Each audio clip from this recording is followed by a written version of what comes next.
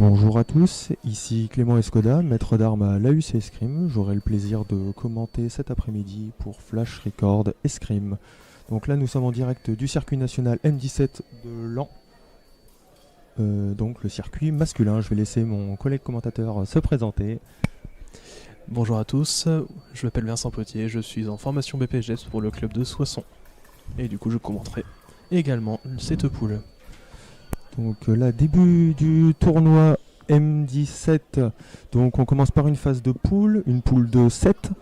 Donc sur la piste 1. Donc notamment avec comme tête de série le numéro 1 français Duchesne Noam, là qu'on voit se brancher sur la gauche. Donc du club de Nîmes. Donc favori de la compétition puisqu'il a gagné, il a remporté les deux derniers circuits nationaux, donc celui qui était à Dax au mois d'octobre et celui qui était à Chaumont au mois de janvier. Et le match qui commence. Donc on est sur un match en 5 touches, 3 minutes.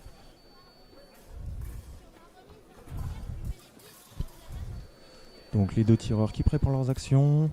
Le tireur de droite, Monsieur Fournier Thomas du club de Nevers. Donc numéro 141 au classement national. Les deux tireurs qui se cherchent un peu au début. Et le tireur de droite, donc Monsieur Fournier qui vient grappiller du terrain.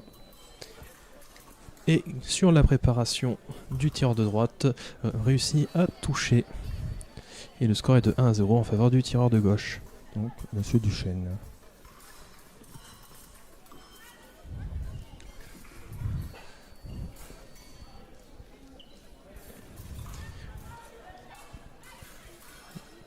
Les deux tireurs qui font des préparations afin de préparer leurs actions en train de chercher des ouvertures. Donc pour rappel, à l'épée, qui est l'une des 3 armes à l'escrime, on peut toucher tout le corps. Et si les deux tireurs touchent en même temps et donc que les deux lumières s'allument sur l'appareil, il y a un point partout. Donc attaquer, c'est aussi prendre un risque à l'épée. C'est aussi pour ça que les deux tireurs cherchent l'ouverture et cherchent à ne pas commettre d'erreur dans ce début de combat. Et nous avons le tireur de gauche qui est dans ses 2 derniers mètres. Si les 2 pieds sortent derrière la ligne de fin de piste, ça serait point pour l'adversaire. Mais le tireur de gauche qui réussit à mettre une touche et le score est de 2-0. Donc il reste 1 minute 30, on est au milieu du temps de ce match. Donc le tireur de droite il va être obligé d'aller chercher ses touches s'il veut l'emporter. Et le tireur de gauche qui est beaucoup plus défensif en attendant l'erreur de l'adversaire afin de garder son avantage.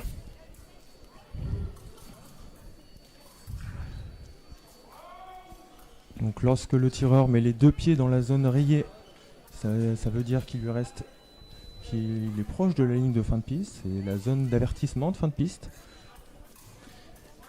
Et le tireur de gauche qui, sur la taille de l'adversaire, réalise une parade riposte et touche seul. Et le score est donc de 3-0. Donc au niveau des faits de Duchesne Noam, donc le tireur de gauche, il n'a perdu qu'un seul combat en circuit national et c'était sur une phase de poule, mais un dimanche, donc lors du tournoi principal qui aura lieu demain. Donc en effet, la formule du jour, donc on commence par des poules en 5 touches et puis après nous irons sur un tableau de 256, il y aura des éliminés avant ça et les personnes qualifiées pourront tirer le tableau 228. On ne garde que 96 tireurs pour le dimanche et là on voit une superbe flèche. C'est ça, avec son déséquilibre qui permet de surprendre l'adversaire et de le toucher rapidement. Donc 4-0, il reste 24 secondes. Et si à la fin du temps imparti, aucun des deux tireurs n'atteint les 5 touches, ça sera celui avec le plus de points qui gagnera le match et le tireur de gauche qui réussit à gagner le match grâce à une belle fente. Et le match est fini 5-0.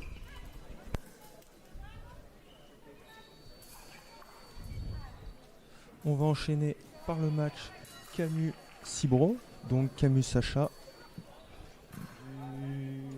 de l'ASPTT Grand Paris, numéro 201 au classement national contre Monsieur Cibro Augustin, donc de Périgueux-Épée en Nouvelle-Aquitaine. numéro 141 au classement national. Donc les 2 tireurs sont en train de se brancher donc, au niveau des enrouleurs, ce qui va permettre à l'épée d'être raccordée par le fil de corps puis l'enrouleur à l'appareil, ce qui permet que lorsque l'on touche, la lumière s'allume et facilite beaucoup plus l'arbitrage. Il n'y a que 2 zones qui sont isolées, c'est-à-dire que peu importe l'endroit où on touche, l'épée s'allumera, sauf sur la coquille de son adversaire et sur la piste. Donc là, après que le matériel ait été vérifié par l'arbitre, vous allez pouvoir voir les 2 tireurs qui vont essayer leur coquille pour vérifier que celle-ci n'allume pas. En effet, comme à l'épée, on peut toucher sur tout le corps, l'un des seuls moyens de protéger sa main, c'est la coquille, donc de camoufler sa main derrière la coquille.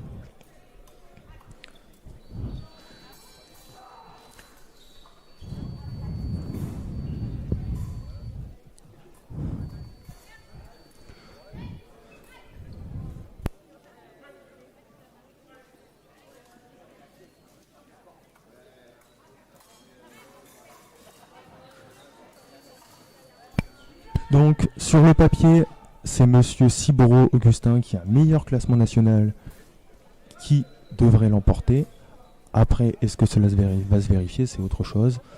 5 touches, les 2 tireurs ne se sont peut-être jamais rencontrés. Donc ils ont peut-être des escrimes qui ne leur conviennent pas. Donc la surprise peut exister. Donc là on voit que les 2 tireurs commencent à chercher également. Même si le tireur de gauche gratte un petit peu du terrain, mais il reste relativement dans leur zone des 4 mètres, j'ai l'impression. Le tireur de droite qui recule très légèrement. Et sur la tentative de flèche du tireur de droite, le tireur de gauche a touché. Donc 1-0 à gauche. Un tireur de gauche qui est monsieur Ciboreau Augustin.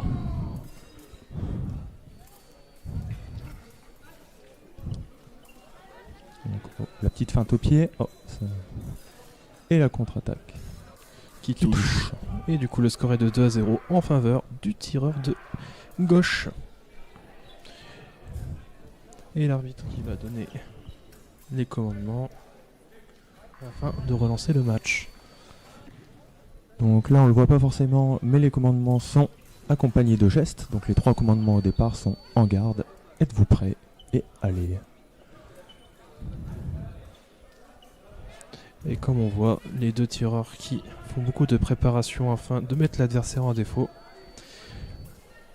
afin de trouver une ouverture et pouvoir les toucher.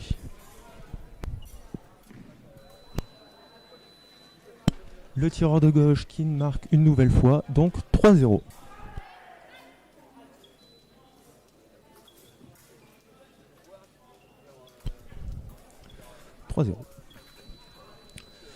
Et nouvelle attaque. Tireur de droite qui fait une attaque. Et la contre-attaque du tireur de gauche qui touche seul. Du coup, le score est de 4-0. Donc, le tireur de gauche qui se montre un peu plus passif. En même temps, avec l'avance qu'il a, c'est presque normal. Alors qu'il reste 1 minute 30, un peu plus. 1 minute 32. Donc là, c'est peut-être le tireur de droite qui va devoir aller chercher les points. Sachant que, comme il y a des éliminés à l'issue des poules, chaque touche est importante à aller chercher. Mais après, ne pas se précipiter, parce que donner une touche de plus à son adversaire, ça peut également le mettre en difficulté au classement. Donc là, on voit qu'il cherche vraiment à préparer. Il veut être sûr de son attaque. Et le tireur de gauche qui est en défensif. Et sur la tentative de fente, le tireur de droite qui réussit une contre-attaque. C'est là où on voit les difficultés d'être offensif au niveau de l'épée. Car être offensif, ça peut amener différentes situations dangereuses. On peut se faire toucher.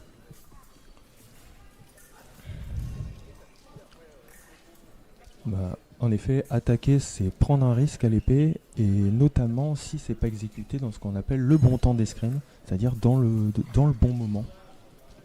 Alors que il reste 36 secondes, mais on n'ira pas jusqu'à la fin du temps. Touche double, 5-2, fin du combat.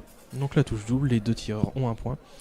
Car la spécificité de l'épée, c'est que c'est la seule arme n'ayant pas de convention. comparé au fleuret et au sabre. Donc nouveau match. Je te laisse l'annoncer. Alors le match suivant sera Gressin-Antonin contre Julien-Adrien. Donc Gressin-Antonin numéro 60 au classement national Du club de Dreux. Et Julien-Adrien de Châlons-en-Champagne. qui est numéro 61. Donc des tireurs relativement, même plus que relativement proches puisque ils sont collés au niveau du classement national. Donc, on va voir ce que ça va donner. Donc Monsieur Julien à gauche. Et là on voit l'arbitre en train d'essayer le matériel pour savoir s'il est conforme. Donc le matériel est réalisé la contrôle du matériel est réalisé en deux temps. Dans un premier temps, on vérifie au niveau de la tige l'écart entre le bouton et l'embase. Et également, dans un deuxième temps, on met un poids de 750 grammes à l'épée afin de voir si le ressort permet de repousser ce poids.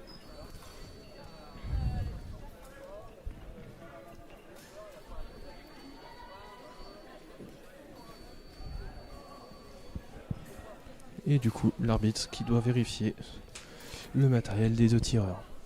À savoir que s'il y a un défaut de matériel au niveau du poids ou de la pige, le tireur se verra sanctionné d'un carton jaune, donc qui est un avertissement au départ. C'est ça. Et à l'escrime, il y a trois types de cartons. Le carton jaune, donc, comme on a dit, un avertissement. Le carton rouge qui donne un point à l'adversaire. Et enfin le carton noir pour des fautes très graves qui nous exclut de la compétition. Et qui peut même, dans certains cas, exclure de l'escrime, il me semble. C'est ça.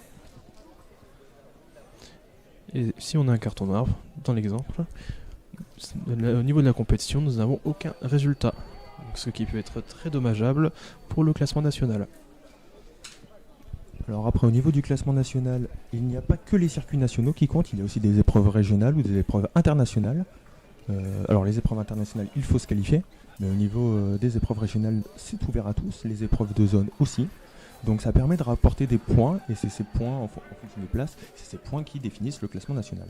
Alors à noter que bien sûr, faire une première place en classement national rapporte beaucoup de points, mais ce n'est pas le seul moyen de monter au classement. Ainsi, des tireurs qui ne font pas par exemple de top 120 en circuits nationaux peuvent quand même être dans les 120 meilleurs français. Alors que le tireur de gauche est en train de pousser, faire un gros pressing sur le tireur de droite et le mettre dans sa zone des 2 mètres. Et l'attaque du tireur de gauche qui ne touche pas, car le tireur de droite a pris le fer. Et est-ce que la touche a été accordée par l'arbitre? Est-ce que... Donc, alors qu'on voit que le maître d'armes est peut-être venu demander des explications à l'arbitre. Et la touche a été acceptée. La touche a été acceptée, donc vas-y. Le score est de 1-0 en faveur du tireur de gauche. Donc, le tireur de gauche qui, pour rappel, est Monsieur Julien Adrien de son prénom, du club de Châlons-en-Champagne.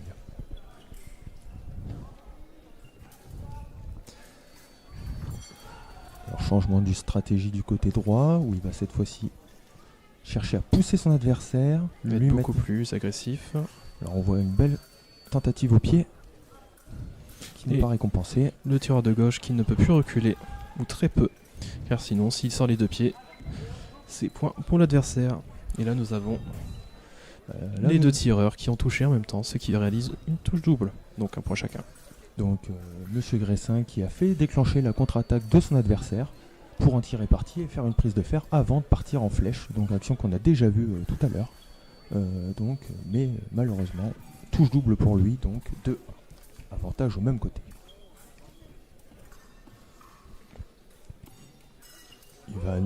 Il avance à nouveau. Et nous sommes à la moitié du match, il reste environ 1 minute et 20 secondes. Un match où les deux tireurs cherchent vraiment la bonne opportunité et sont extrêmement patients. Et le tireur de droite qui profite d'un allongement d'une préparation du bras adverse pour pouvoir le toucher à la main. Très belle action qui récompense sa patience. Donc après chacune des touches à l'escrime accordées par l'arbitre, les deux tireurs doivent revenir à leur ligne de départ qui s'appelle la ligne de mise en garde, donc qui est séparée l'une de l'autre de 4 mètres. La piste est mesurant à l'escrime 14 mètres sur 1,5 mètre de largeur. Sinon, ça serait trop petit.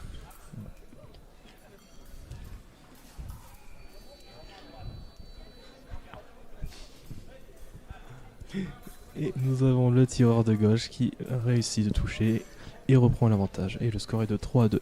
Et il reste environ 40 secondes sur ce match. Et le tireur de droite qui essaie de faire une attaque en prenant le fer de l'adversaire. Et le tireur de gauche qui réussit à s'en dégager et à prendre une belle contre-attaque. Le score est donc de 4-2.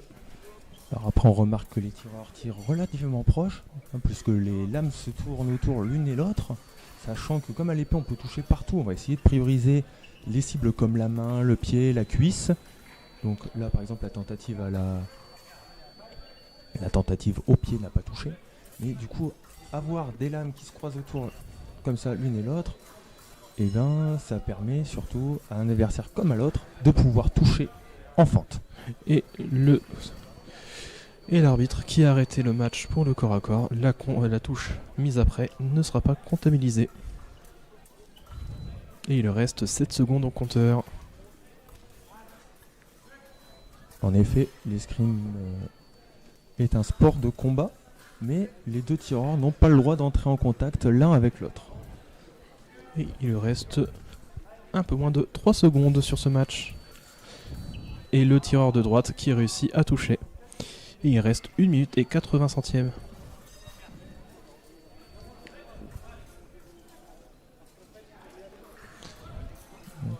Et l'arbitre qui explique au coach la raison pour laquelle le temps était rallongé. Car il y a eu une petite erreur au niveau de l'appareil. Et le temps est terminé. Le tireur de gauche qui s'est enfui afin de garder son avance pour les 2 dernières secondes qui restaient. Et la fin du match. Et 4-3 pour le tireur de gauche. Donc à savoir que gagner 4-3 ça reste avantageux, puisque pour le classement de la compétition, le classement qui va venir à l'issue des poules, on commence d'abord par compter le nombre de victoires.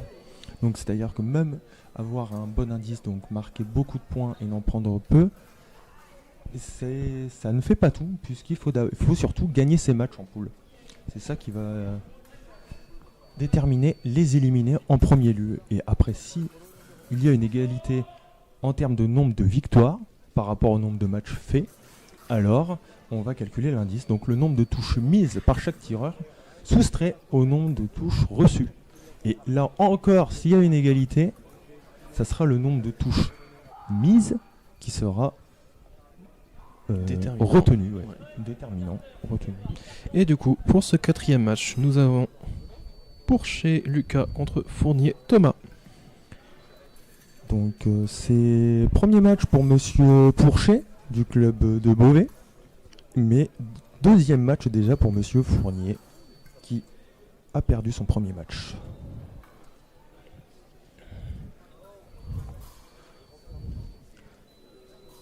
Donc Monsieur Pourchet Lucas, numéro 333 au classement national.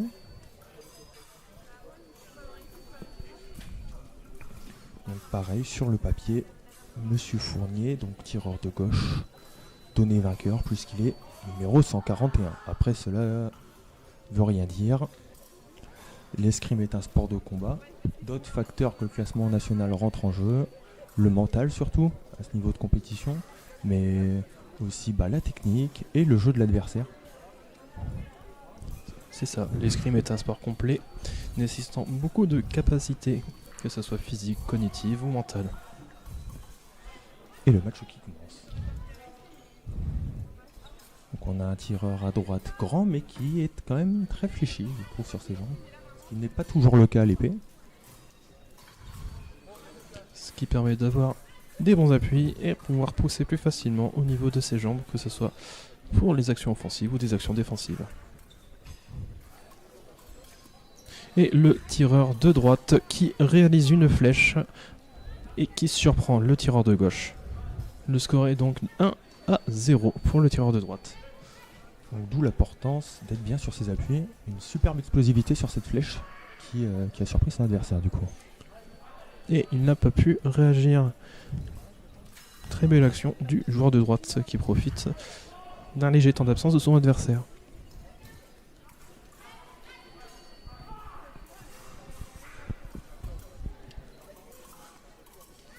Alors, les deux tireurs, pareil, très proches, qui préparent. Et cette fois-ci, flèche de tireur de gauche. Mais qui ne touche pas, et c'est la contre-attaque du tireur de droite qui touche. Donc, et le score est normalement de 2-0 en faveur du tireur de droite. alors, le tireur, apparemment, qui n'est pas forcément d'accord avec ce qui vient de se passer. Mais l'arbitre, qui donne la touche, il me semble. Non, il y a... Oui, la touche a été accordée, le score est bien de 2-0 au niveau de l'appareil. Donc, comme je le disais, ce n'est pas parce que on est moins bien classé au classement national qu'on n'a aucune chance contre son adversaire. Cela ne veut rien dire. Il suffit d'être un bon jour ou d'être dans un mauvais jour, et on peut faire soit une très belle performance ou une contre-performance. Bon, il est encore un peu tôt pour parler de contre-performance à ce niveau de la compétition. Surtout que le match n'est pas terminé. Mais oui, ça peut arriver. Et du coup, le tireur de gauche qui est beaucoup plus agressive. Et sur sa marche, le tireur de droite qui réalise une flèche et qui surprend également, qui resurprend le tireur de gauche.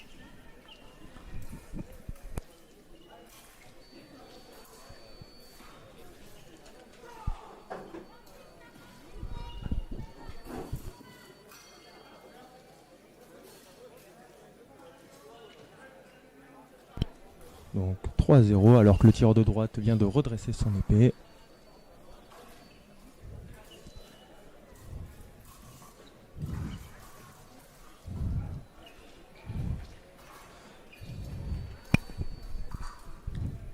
Le tireur de gauche qui n'a pas vraiment d'autre choix que d'avancer, de rentrer dans la distance et d'essayer de créer du jeu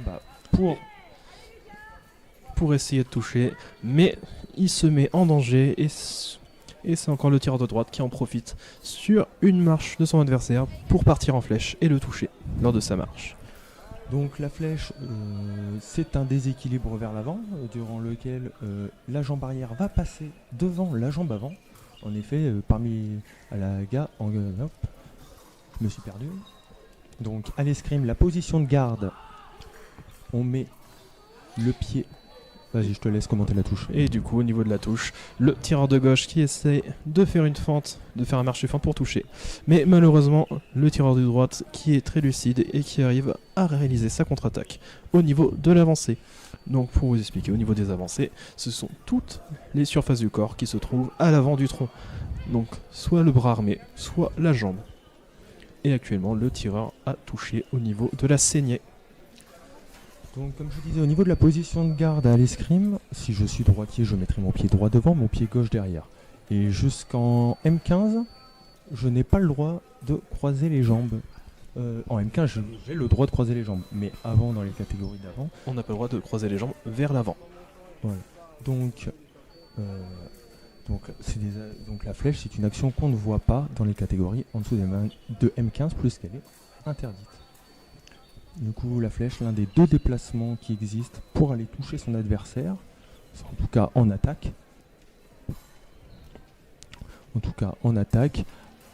Donc avec la fente qu'on a aussi vue depuis le début de la poule. Mais une action peut-être un peu moins impressionnante au niveau visuel. Mais tout à fait technique, car ça demande une coordination très importante avec le bras et les jambes. Car au niveau de l'escrime, au niveau de notre position, on n'est pas dans une position naturelle et c'est vraiment un travail très compliqué, surtout quand on est très jeune, pour adopter cette position et de la garder tout le long d'un match. Donc notre numéro 1 national à gauche pour son deuxième match de poule face à Monsieur Cibro, donc à droite, le tireur de Périgueux-Épée.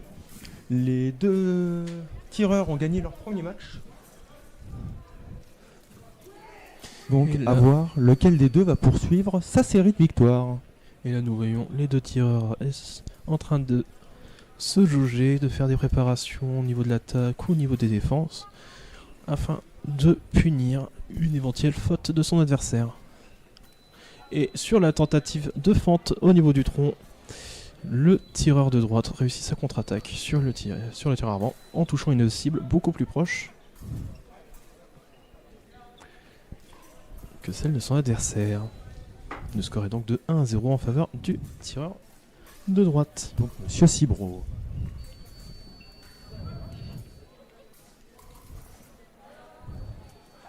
Alors, tandis que Monsieur Duchesne part conquérir, si on peut le dire comme ça, le terrain de son adversaire, le poussant dans ses derniers mètres.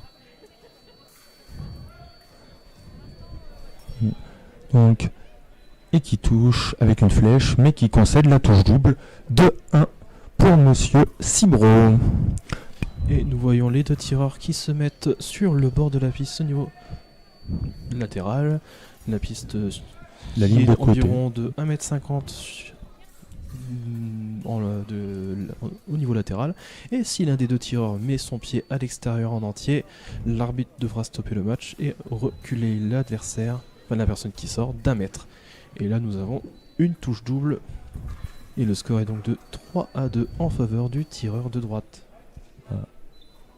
Après, à se demander si le tireur de droite, Monsieur Cibro, ne joue pas justement sur le fait d'avoir un peu d'avance et de mettre des touches doubles pour remporter ce combat. En effet, il a mis la première touche, mais après, 2 touches doubles se sont enchaînées. Et il est encore sur le côté défensif, laissant son adversaire attaquer. Et l'attaque du tireur de gauche qui réussit à toucher. Et le score est maintenant à égalité. 3 égales. Et il nous reste 1 minute et 20 secondes. Et si à la fin de ce temps, aucun des deux tireurs ne se départage, nous rentrerons sur une mort subite d'1 minute. Et il reste donc 1 minute. Monsieur Duchesne, toujours dans son pressing. Et c'est payant, parce que ça touche. Donc 4-3. Le tireur de droite qui a voulu profiter d'une marche en trop du tireur de gauche, mais celui-ci a réussi à prendre le fer et à faire une parade riposte pour empêcher son adversaire de le toucher sur sa flèche. Donc là on voit plusieurs préparations au niveau du fer qui viennent de s'enchaîner du côté de Monsieur Duchesne, donc pour essayer de créer sûrement des ouvertures au niveau de la main. Donc les préparations au niveau du fer, c'est les différents battements que l'on peut voir. Et là, les deux tireurs qui ratent leur première action, mais sur leur remise, touche double. Et le score est donc de 5-4 en faveur du tireur de gauche, Donc, qui est donc Monsieur Duchesne. Donc Monsieur Duchesne, on le voyait peut-être un petit peu agacé à la fin de sa touche, d'avoir concédé la double, parce que c'est compréhensible, parce que si à la fin des poules, un certain nombre de tireurs va être qualifié d'office pour le lendemain, mais seulement une poignée. Donc chaque touche concédée, alors que même si on gagne tous ces matchs, cela peut être dommageable pour son classement. Et donc il va devoir peut-être, s'il concède trop de touches, devoir tirer le tableau de 256, le tableau de 128.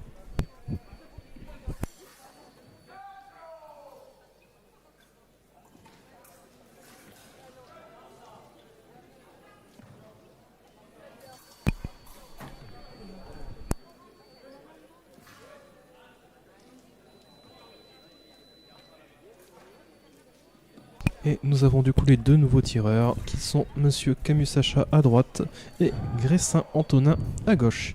A savoir qu'au niveau du placement des tireurs, c'est le premier tireur appelé par l'arbitre, il se placera à droite et le deuxième tireur se placera à gauche. Alors, Sauf dans le cas où un des tireurs est gaucher, où il se mettra automatiquement à gauche afin de permettre à l'arbitre de bien voir le corps et la main noire, mais principalement du tireur, enfin des tireurs, et vérifier toute faute de combat qui peut être sanctionnée, enfin qui doivent être sanctionnées, soit d'un carton jaune ou d'un carton rouge en fonction de la gravité de la faute.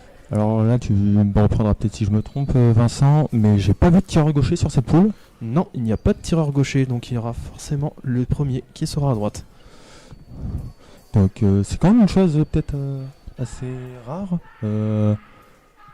Pas de tireur gaucher dans une poule. Alors après, on n'est que le samedi, mais c'est en général la proportion de gauchers à l'escrime est quand même un peu plus élevée que la proportion de gauchers dans la population en général. C'est ça, en tant que gaucher, nous sommes très peu.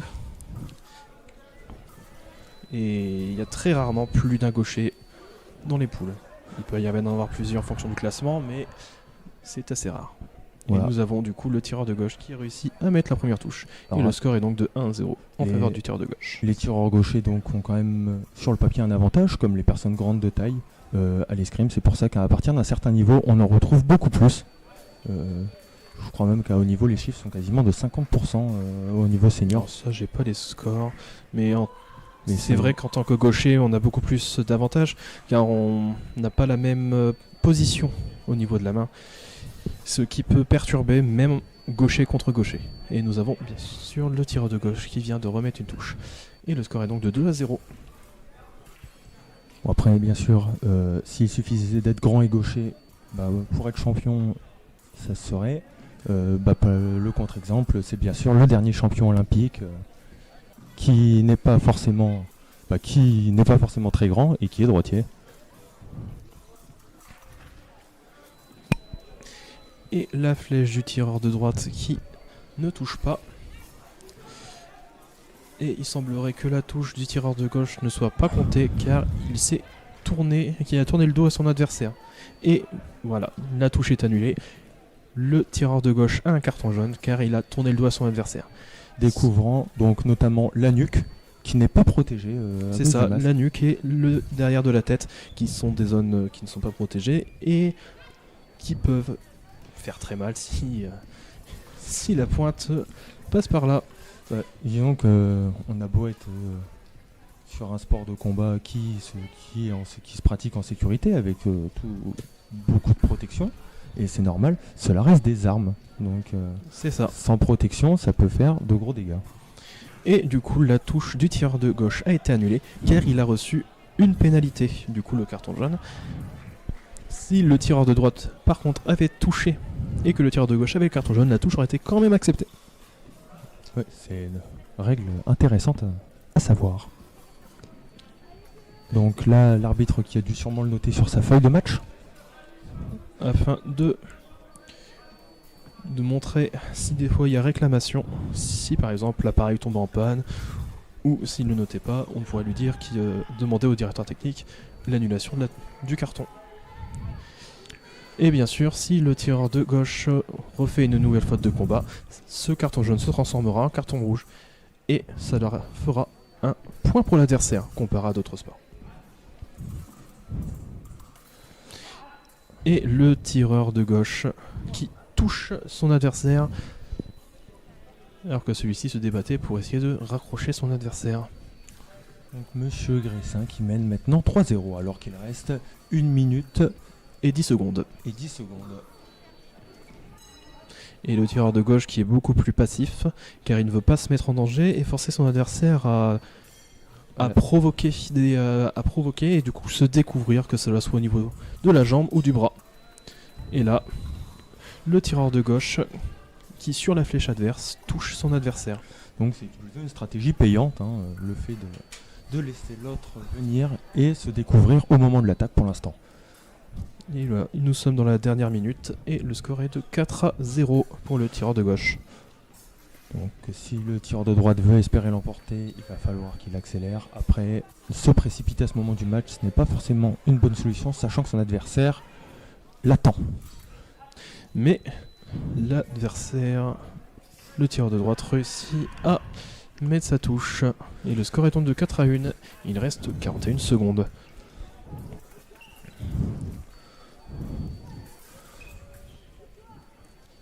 Donc là, même si Monsieur Gressin est sur la défensive, il évite de céder trop vite du terrain pour pas se retrouver en difficulté dans les 2 derniers mètres.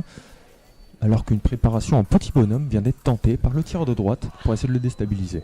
Et là, une touche double, terminant le match sur le score de 5-2 en faveur de Gressin. Donc Monsieur Gressin qui décroche sa première victoire sur cette poule.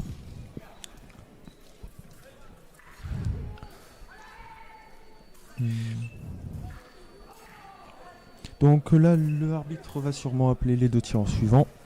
Donc Monsieur Julien Adrien et Monsieur Pourchet Lucas.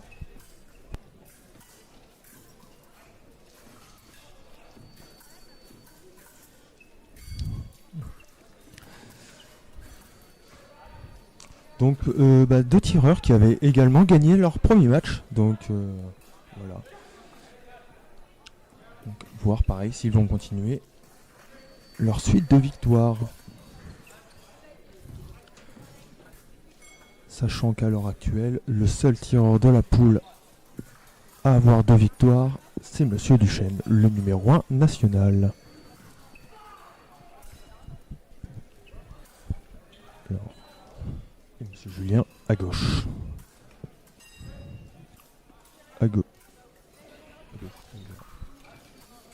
Donc on a un tireur gaucher dans la poule. Ah oui, donc voilà, il y avait bien une erreur, il y a un tireur gaucher. Il y a bien un tireur gaucher dans la poule, c'était aussi, ça pouvait être surprenant de ne pas en avoir. Donc voilà. En effet, parce qu'il était le premier appelé et c'est quand même positionné à gauche. Savoir que quand 2 gauchers sont appelés, en même temps, la règle est similaire à celle des droitiers. Le premier appelé va à droite. Cela facilite le remplissage de la feuille de poule par l'arbitre.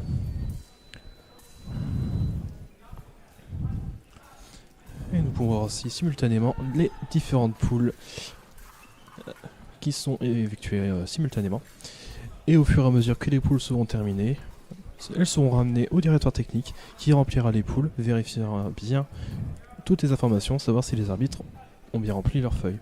Donc ça fait déjà 2 fois qu'on parle de directeur technique, on va peut-être expliquer un peu plus ce que c'est.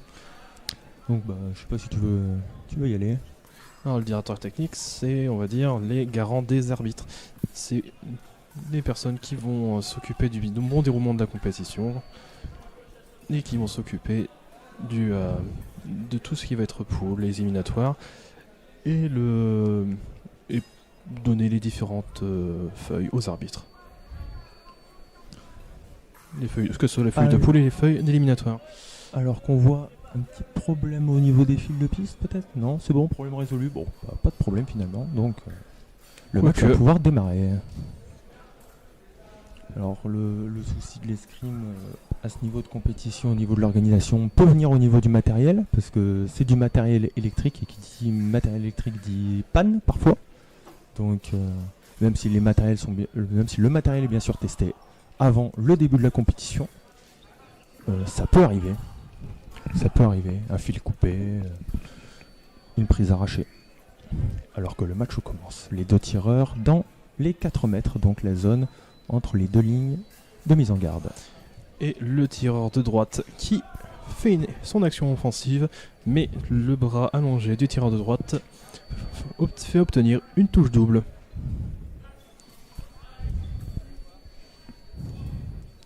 Pareil, 2 tireurs qui tirent relativement proches. Savoir que personnellement en tant que maître d'armes, je conseille à mes élèves dans les petites catégories, donc moins de 11 ans, moins de 13 ans, de se tenir relativement loin de les adversaires. Donc les pointes se tournent autour de l'une de l'autre pour éviter de se mettre en danger. Parce que là, à cette distance-là, une touche en fente au corps arrive très vite. Et là, on voit même que pour toucher, il n'a pas besoin de faire une fente complète à cette distance. Et là, nous pouvons voir que le tireur de droite est vraiment situé au bord de la piste, ce qui peut être assez dommageable pour lui s'il sort au niveau de la piste. À savoir que si l'on sort un pied, pour rappel, s'il sort un pied sur le côté de la piste, l'arbitre arrêtera le match et le fera reculer d'1 mètre. Alors qu'on voit le coach de Châlons-en-Champagne juste devant.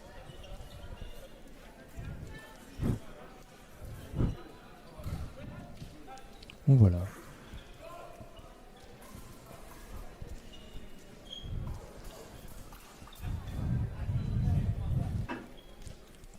Donc toujours 2-1 pour le tireur de que je dise pas de bêtises. Monsieur Pourchet, on est sur un tireur de Et Beauvais, nous avons c'est le ça. tireur de droite qui a tenté une attaque, qui n'a pas touché dans un premier temps. Mais sur la nouvelle attaque du tireur de gauche, réussit à toucher. Et du coup, ça fait 3-1 pour le tireur de droite. Donc Monsieur Pourchet qui est du club de Beauvais et qui mène maintenant 3-1. Alors j'ai pas très bien compris ce que notait l'arbitre.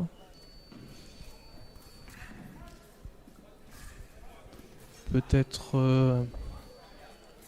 un carton à donner à soit un des tireurs, soit un des coachs. Mais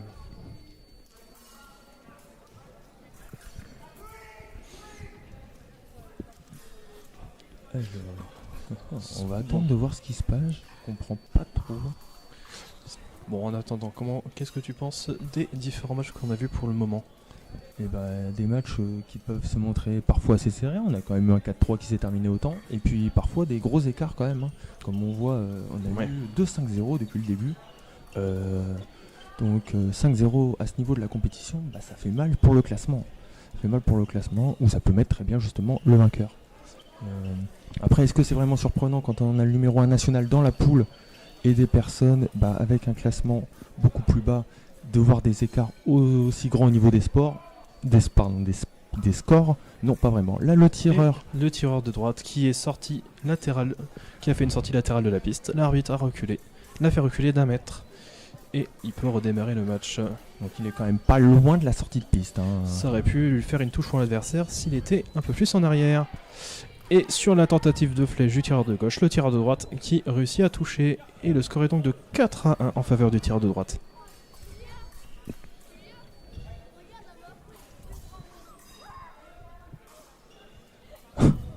Alors qu'on voit les jeunes tireuses du cercle d'escrime de Lens venues observer la compétition. Qui passe devant les caméras. Et la touche double sur la marche du tireur de gauche. Et cela termine le match sur un score de 5-2. Victoire pour le tireur de droite. Donc tireur de droite, Monsieur Pourchet. Qui du coup continue, qui entame une série de victoires, puisque c'est sa deuxième victoire de la poule. Alors que messieurs Cibro, Augustin et Fournier Thomas vont se brancher. À savoir qu'ils peuvent facilement se préparer car l'arbitre à chaque match annonce 4 tireurs. Les 2 premiers sont le match en cours et les 2 appelés à la suite sont des personnes qui doivent se préparer pour le prochain match afin de gagner un maximum de temps car la compétition dure quand même pas mal de temps. Ouais, une compétition qui s'annonce terminée ce soir vers 18h20, je pense, de ce qui a été annoncé, et 16h pour la compétition dames qui a déjà commencé depuis ce matin à 9h. D'ailleurs, vous avez eu la chance de voir une poule, c'est ça. Poule ce matin. Donc la compétition dames qui se poursuit en parallèle, et elles ont entamé le tableau de 16. Donc les 16 dernières tireuses sont encore en lice. Au niveau des garçons, voilà, on va s'arrêter avec les 96 tireurs qualifiés ce soir, donc 18h20 fin annoncé, et on reprendra demain à 9h, donc avec les poules des garçons. Donc ça fera 16 poules de 6, là, sachant que là, le samedi, on voit souvent des poules de 7, en fonction du nombre de tireurs. Là, c'est le cas aujourd'hui, poules de 7. Et nous allons avoir du coup demain la même formule, où nous allons avoir un tour de poule et les éliminatoires jusqu'à la finale. Qui sera annoncé normalement à quelle heure la finale? C'était 14h. Je vais te dire ça. Finale demain, 14h30, voilà. Sachant que les phases finales commenceront entre 13h et 13h30. Et les phases finales qui se feront sur les pistes de ce gymnase. Et nous aurons à chaque fois un match à commenter. Alors, Monsieur Fournier à gauche, Monsieur Cibro à droite. Et le match vient de commencer.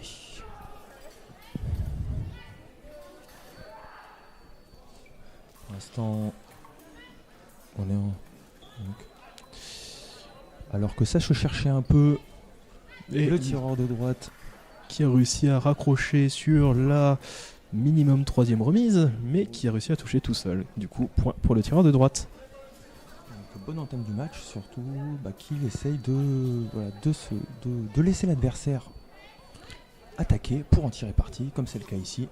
2-0. On l'a déjà vu faire tout à l'heure face à Monsieur Duchesne. Il avait quand même réussi à amener le numéro 1 français à 5-4.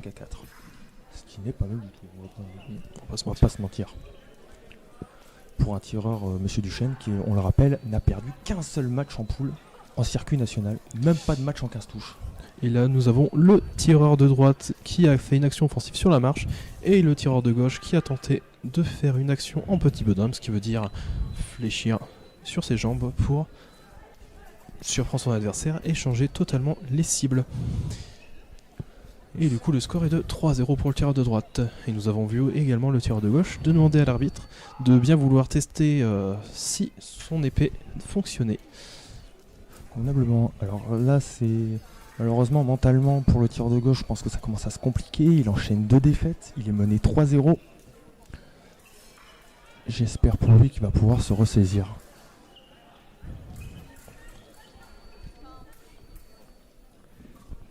Alors que le tireur de droite,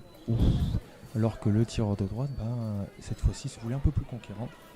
Et malheureusement, le tireur de gauche qui essaie de faire une action offensive, mais qui a mal coordonné son bras avec ses jambes. Comme on disait, c'est sport complet, donc il faut être mentalement disponible. Mais également physiquement. Et la coordination qui n'est pas simple, surtout dans les petites catégories, mais qui peut quand même... et même dans les grandes catégories, n'est pas toujours évident. Voilà, c'est ce que je voulais dire, pas toujours évidente. On veut parfois mettre de la vitesse, mais si le bras ne suit pas ou si les jambes vont trop vite, on crée une ouverture pour son adversaire. Et à l'épée, créer une ouverture à cette distance, où ils sont quand même relativement proches, ça peut donner l'occasion de toucher l'adversaire avec une contre-attaque. Et là, l'attaque du tireur de droite sur la marge de notre tireur de gauche qui touche. Et le match est terminé 5-0. Et c'est là que l'on peut voir, on peut vérifier si c'est soit de la vitesse ou de la précipitation. Car quand on parle de vitesse, on parle très souvent des jambes, alors qu'à l'escrime c'est l'inverse. Quand on parle de vitesse, c'est principalement avec le bras, puis les jambes. Donc Monsieur Duchesne va entrer en piste face à Monsieur Gressin. Monsieur Duchesne 2 victoires, Monsieur Gressin 1 victoire. Donc il avait perdu le premier match, il avait gagné le suivant.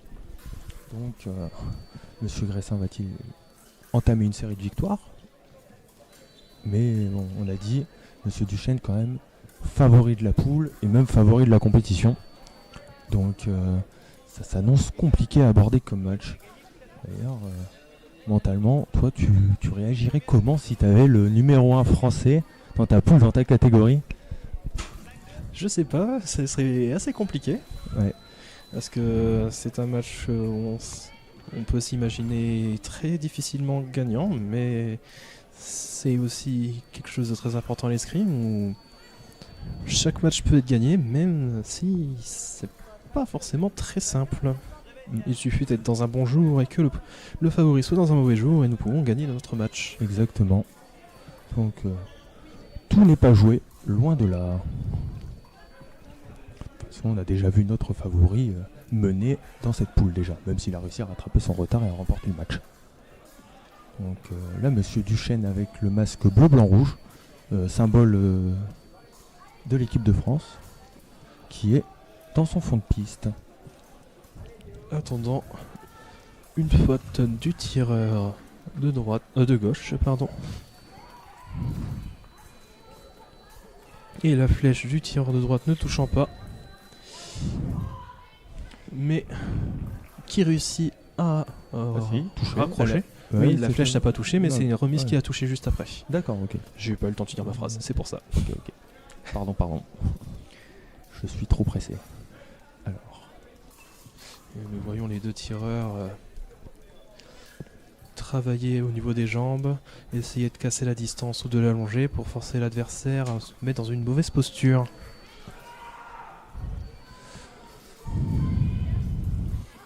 Les deux tireurs qui essaient de voir comment l'autre agit pour forcer une attaque, et sur un moment d'hésitation, le tireur de droite qui réussit à faire une très belle flèche et il a touché Ouais, d'où l'importance d'être Très bien. correctement fléchi sur les jambes parce que superbe explosivité là.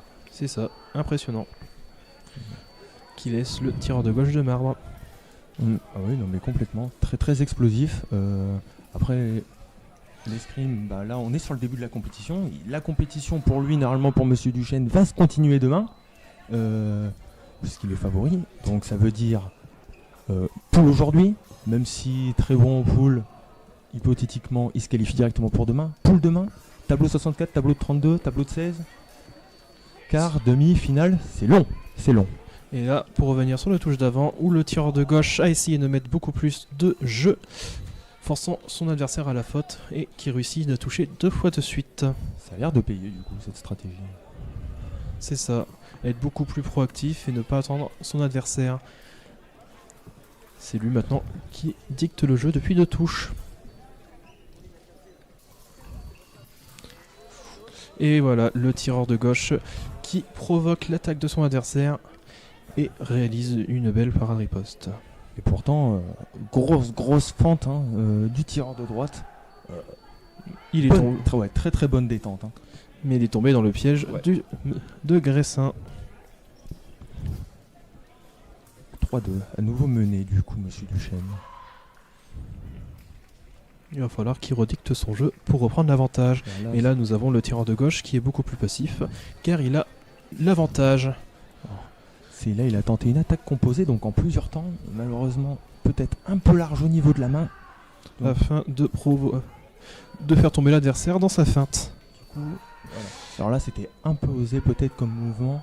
Un peu de précipitation au niveau de la main, où son arme était des mouvements très amples et pas très précis. Et le tireur de droite en a profité pour le toucher. Et maintenant, nous sommes à égalité à 3 égales. Disons qu'à cette distance-là, être trop large, donc au niveau de la main, au niveau des doigts, avoir une pointe qui se balade un peu trop, ça offre des opportunités à son adversaire. Et voilà, la distance où ils sont, ça peut partir très très vite. Et oui, et il en a bien profité pour mettre cette belle touche. À partir du moment où en face de nous, on a un tireur qui fait des coupes du monde, je prends pas trop de risques en disant que les opportunités, en général, il sait les saisir. Et là, un petit bond vers l'avant avec sa jambe avant et réussir à raccrocher. Et le score est de 4-3.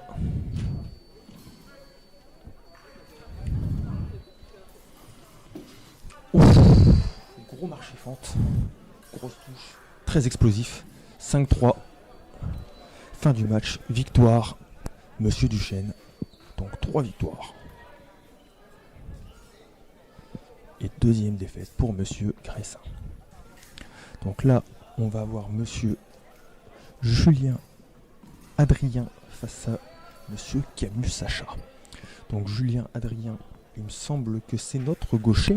Exactement. Donc il va se mettre à gauche et le deuxième tireur appelé va se mettre à droite afin de permettre à l'arbitre de bien voir les différentes fautes de main et les sanctionner s'il y en a.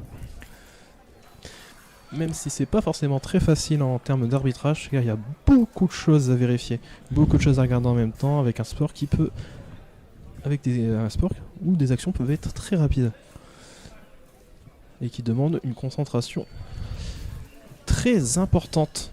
Donc là, favori du match, du coup, sur le papier, Monsieur Julien Adrien, puisque numéro 61, et Monsieur Camus, numéro 201. Donc, avec de meilleurs résultats aux 2 derniers circuits nationaux pour Monsieur Julien. Donc, avec notamment une 16e place à Dax, le premier circuit national de la saison qui a eu lieu en octobre.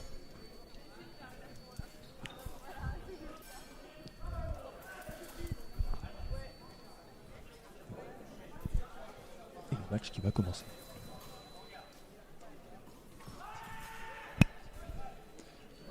Donc l'arbitre qui a testé le matériel, les 2 tireurs qui testent les coquilles pour voir si elles sont bien isolées, pour pas qu'elles ne s'allument. Et le match va commencer une fois que l'arbitre aura fait les 3 commandements, le en garde, prêt, allez, et le match commence. Nous avons donc 3 minutes sur ce match, si le score n'arrive pas à 5. Sachant qu'à l'escrime, il ne peut pas y avoir d'égalité sur un match. Cela n'existe pas. C'est-à-dire que même à 4-4, si une touche est double, eh bien le point ne serait pas accordé. Et si le temps est terminé et que il y a une égalité, à ce moment-là, il y aura une mort subite où celui qui touche, tout simplement tout seul, gagne le point. Et là, nous avons le tireur de droite qui touche. Est-ce Non. qu'il était sorti avant? Sortie de piste, et du coup, le tireur se recule d'un mètre. Il se retrouve au niveau de ces 2 mètres. Même plus que ça, je crois qu'il n'a qu'un pied dans la piste. Et voilà, du coup, si le tireur de droite recule un peu trop, il sort de la piste. Hop. Alors là, la remise a loupé. Et- Attaque en marche fente qui ne touche pas, remise avec la prime, avec la position de main en prime qui ne touche pas. Et l'arbitre qui donne un carton jaune au tireur de gauche, j'ai l'impression, parce qu'au niveau de son action, il a tourné le dos à son adversaire et du coup se met en danger. C'est pour tourner le dos, pour avoir provoqué le contact et empêcher l'autre de mettre sa touche. Je sais pas, j'ai pas pu bien voir, mais dans Non, tous les cas, il a bien un carton jaune. J'ai pas entendu ce que l'arbitre a dit. Ce qui veut dire que le tireur de gauche a un carton jaune, il semblerait. Et à la prochaine faute, ce sera un point pour l'adversaire. Et les 2 tireurs, nous voyons qui allonge le bras pour préparer. Et le tireur de droite qui tente une flèche, mais est accroché par le tireur de gauche. Et le score est donc de 1-0 pour le tireur de gauche, Julien. C'est ça. C'est ça, du club de Châlons-Champagne.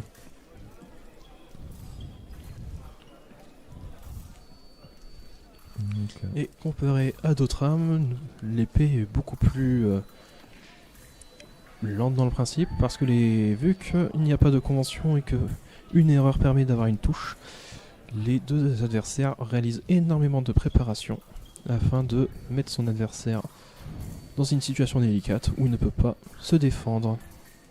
En effet, l'épée, les matchs durent plus longtemps que dans les 2 autres armes, au fleuret et au sabre. Alors ça reste une généralité, hein, il peut y avoir des contre-exemples, mais le sabre, il n'y a même pas de chrono, puisque C'est ça. les touches à haut niveau mettent que quelques secondes pour arriver. Et là, pour revenir sur le match, nous avons 2 égales avec le tireur de gauche qui réussit une touche au niveau de l'avancée. Et c'est également au niveau de l'épée où il y a le plus de fautes en termes de temps, en termes de passivité.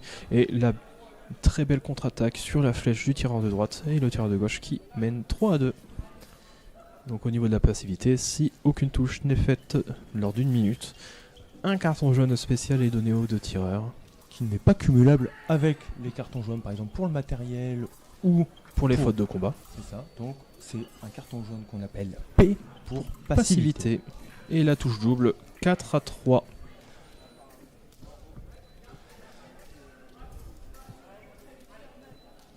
Donc il reste 1 minute et 5 secondes.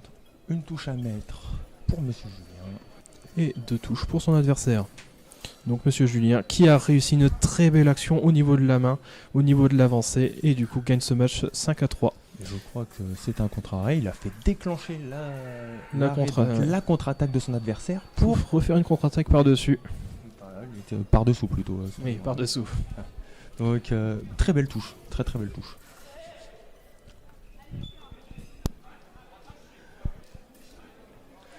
Et donc là, nous avons Monsieur Cibro et Monsieur Pourchaise qui sont en train de se brancher. Pourchaise. Excusez-moi pour la prononciation.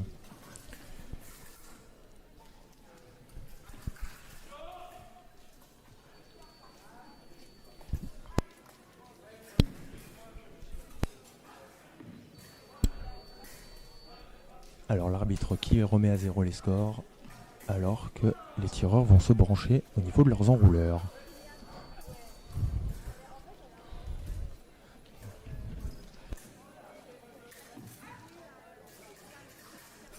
On teste le matériel d'abord avec le poids, puis avec la pige, pour s'assurer que tout est conforme au règlement.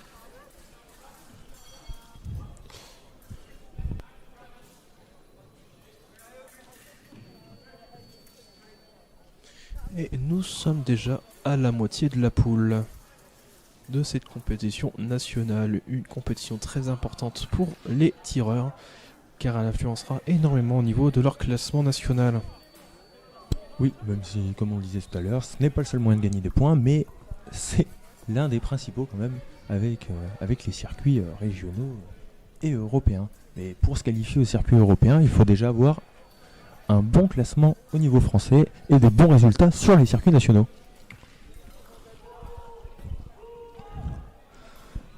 Donc à gauche, le tireur de Beauvais, Monsieur Pourchet.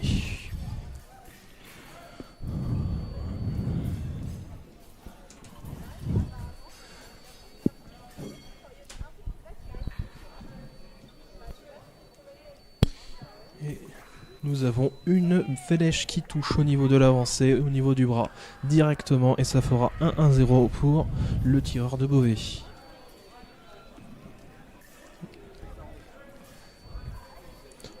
Où nous avons le tireur de gauche qui fléchit pas mal sur ses jambes afin d'avoir une très bonne explosivité au niveau de ses déplacements et au niveau de ses attaques. Et la flèche qui a été interrompue, et c'est la remise qui touche. Le score est donc de 2-0 pour le tireur de gauche. Donc Monsieur Pourchet qui est à 2 victoires sur 2 matchs, donc pour l'instant sur une série de victoires.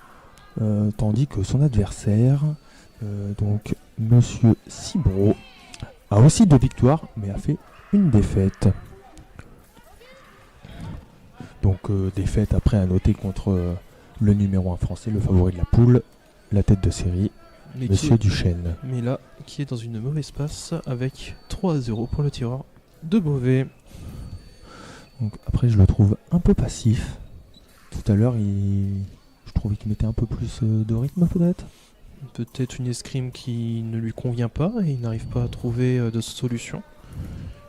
Et le tireur de gauche qui en profite et qui ne retouche pas sur sa flèche car le tireur de droite a réussi à prendre le fer mais réussit à raccrocher avant de dépasser son adversaire. Et le score est donc de 4-0. Alors, il est repris par l'arbitre. J'en ignore la raison, je n'ai pas entendu. Et le tireur de droite qui devra se montrer un peu plus agressif s'il veut vouloir remonter ou mettre quelques touches avant la fin de ce match. Match dont il reste 1 minute et 40 secondes. Et le tireur de gauche qui essaie de trouver la bonne opportunité pour redéclencher une attaque. Alors, qu'est-ce qu'ils vont bien nous faire comme action? Et une flèche qui ne touche pas cette fois-ci. Mais changement de réaction de la part du tireur de droite, plus que cette fois-ci, il a opté pour la contre-attaque directement. Et ça paye puisqu'il met la touche. Le tireur de gauche qui tombe dans le vide et le tireur de droite qui en profite.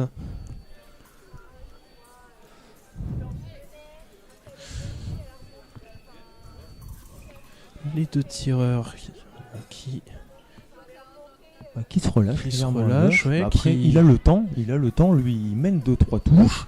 Il reste 1 minute, il a le temps. Il lui reste plus qu'une touche à mettre. C'est au tireur de gauche d'essayer de déclencher quelque chose. Tireur de droite de droite, oui, pardon. Puisqu'il est mené. Mais après, est-ce qu'il a vraiment envie de risquer quelque chose pour prendre la dernière touche? Et le tireur de gauche qui déclenche une flèche, touche double et fin du match 5-2 pour le tireur de Beauvais. Donc, Monsieur Pourchet qui continue sa série de victoires. Et nous allons avoir le match entre Gressin-Antonin contre Fournier-Thomas.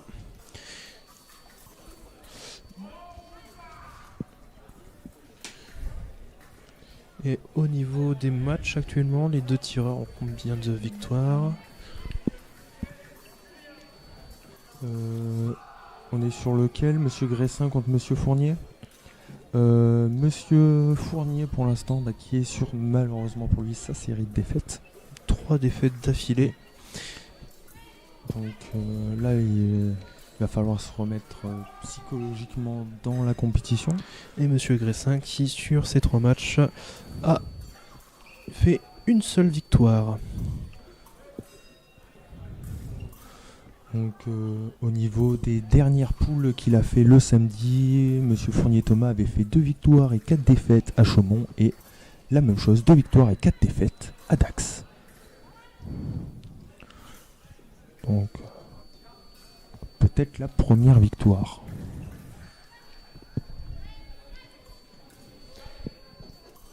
l'arbitre qui teste le matériel à chaque début de match pour bien vérifier que le matériel ne se soit pas déréglé ou si un changement d'arme avec une arme défectueuse a été réalisé, afin de garantir que les règles soient bien respectées au niveau des deux tireurs. En effet, si une épée était défectueuse, l'arbitre interdirait le combat avec celle-ci, la récupérerait et la mettrait sous la table. Et sanctionnera le tireur fautif d'un carton jaune. Donc, Mais à savoir que si une arme devient défectueuse alors que le match a été débuté, ce tireur ne sera pas sanctionné d'un carton jaune. C'est uniquement avant le début du match. Les deux tireurs qui réalisent différentes préparations. avec le fer ou sans le fer, ça peut être simplement un allongement du bras, ça Une peut petite marche, des demi-marches. Et en attendant qu'un des deux tireurs essaie de surprendre avec un changement de rythme l'adversaire. Et un point pour le tireur de gauche. En sachant qu'il y a déjà 40 secondes de passé entre le début du match et cette première touche.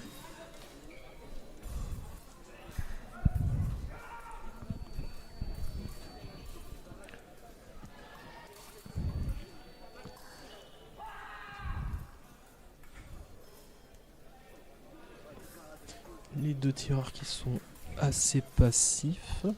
Aucun des deux ne prend vraiment l'instant en termes de préparation, quoique le tireur de droite qui commence à avancer petit à petit. Alors après, ça a l'air de travailler pas mal au niveau de la main, à chercher des ouvertures au niveau du bras, au niveau des cibles avancées, notamment celle du haut, donc main saignée. Donc les lames qui se tournent autour, les mouvements de main pour essayer d'en tirer parti. Et le petit bonhomme du tireur de gauche qui permet de toucher en contre-attaque, forcer l'attaque de l'adversaire dans un premier temps et faire son petit bonhomme pour toucher au niveau de l'aisselle. Donc 2-0 pour Monsieur Fournier. Peut-être sa première victoire. Mais le tireur de droite qui réussit à attaquer sur la ligne du tireur de gauche. Donc 2-1. 1 minute 26. On vient de passer la moitié du temps. On repart sur cette distance et ce travail au niveau de la main, au niveau de la pointe. Les deux tireurs qui sont maintenant dans le côté du tireur gauche, qui va passer peut-être sous les 2 mètres avant la sortie de sa piste. Les deux tireurs qui essaient de prévoir une réaction. Et sur le départ de la flèche du tireur de gauche, la contre-attaque du tireur de droite. Et le score est maintenant de 2 égales. Il reste 1 minute dans ce match. Donc grosse flèche du tireur de gauche, mais peut-être malheureusement pressenti ou provoqué, c'est ça. Il est tombé dans le piège de son adversaire. Et l'attaque de son adversaire, le tireur de droite, qui touche directement. Et le score est de 3-2. Et on voit sur cette action du coup qu'il a réussi à tromper la parade de son adversaire. Donc à ne pas tomber dedans alors que son adversaire a essayé de se défendre. Exactement. Ce qui permet de passer dans une ouverture laissée par son adversaire et grappiller un petit point qui peut être très important pour la suite de ce match. Alors qu'il reste maintenant 30 secondes. Alors est-ce qu'on se dirige soit vers une fin au temps ou vers une mort subite? On va voir ça. Monsieur Fournier qui va être forcé d'aller mettre cette touche. Et 20 secondes, peut-être une première mort subite qui permettrait de voir le fonctionnement, car nous n'avons pas encore eu, ce qui est quand même assez rare à l'épée. Car ce matin, nous en avons eu sur une poule de 6, 4 morts subites.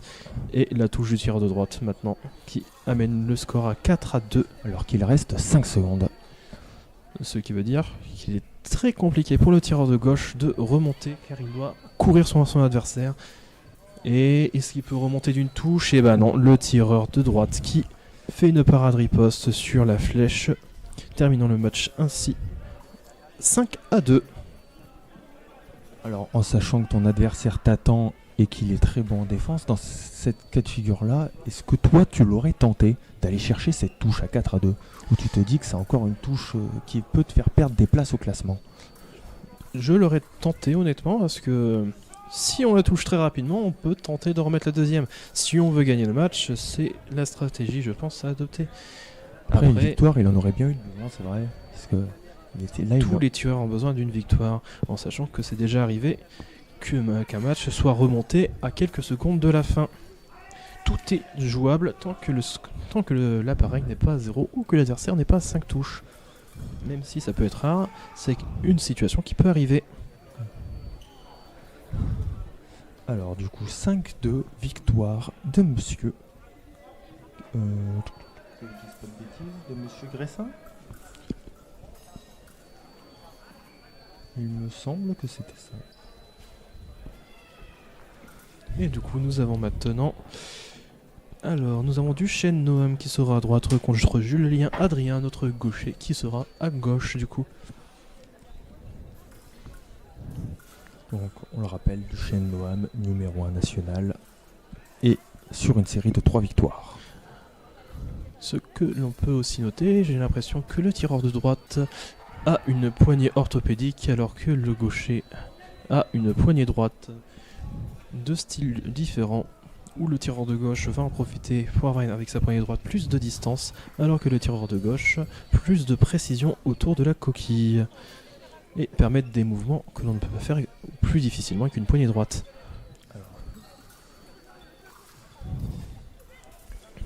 Voyons quelle stratégie sera payante.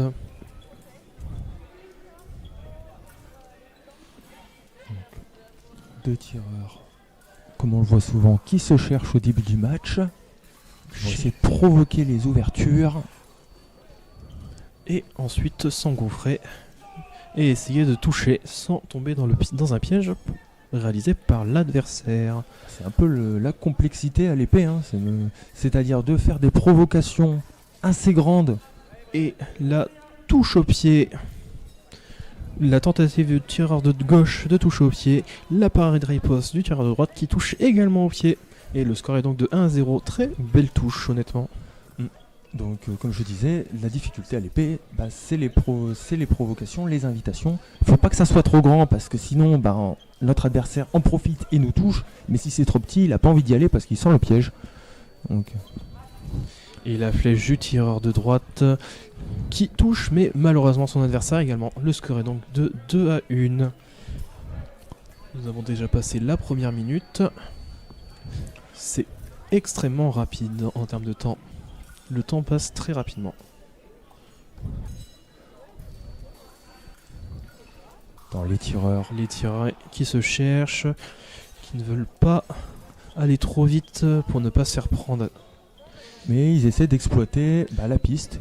Et la belle explosivité du tireur de droite qui réussit à toucher directement sans que son adversaire puisse réagir. Avec une grosse fente, hein, on peut se dire, rapide. Donc, bien poussé sur sa jambe arrière. On l'a déjà vu faire en poule, c'est quelque chose qu'il maîtrise vraiment bien. Hein. En même temps, rien de surprenant avec son niveau de jeu. Une très belle fente, bien poussée sur sa jambe arrière. Et un nouvel exemple, cette fois-ci. Qui va chercher assez loin, mais le tireur de gauche qui réussit à faire une contre-attaque. Et le score est donc de 4-2 pour le tireur de droite. Nous allons arriver dans la dernière minute. Le tireur de droite qui est toujours aussi conquérant, qui cherche toujours à aller vers de l'avant, forçant l'adversaire à se mettre dans une situation délicate et ouvrir une cible. Là, il impose clairement son jeu. Hein. Il fait à base de battements, qui est un peu plus compliqué à répondre avec une poignée droite, puisqu'on a moins de force. On voit aussi au niveau des gabarits qu'il est quand même plus grand, plus costaud. Donc au niveau de la force, ça doit jouer. Et là, même si j'ai pas bien vu la touche, t'as peut-être mieux vu. C'est une contre-attaque, le tireur de gauche qui a tenté d'attaquer, mais la parade riposte du tireur de droite qui touche. Et le match est fini en 5-2. Donc vainqueur, monsieur Duchesne. En sachant que la poignée droite, son objectif étant de grappiller quelques centimètres en prenant sa poignée en bout. Donc d'aller chercher des cibles, pas forcément en s'emparant de la lame de l'adversaire, mais des cibles comme les avancées. Parce qu'on peut se mettre plus loin, se mettre moins en danger. Voilà.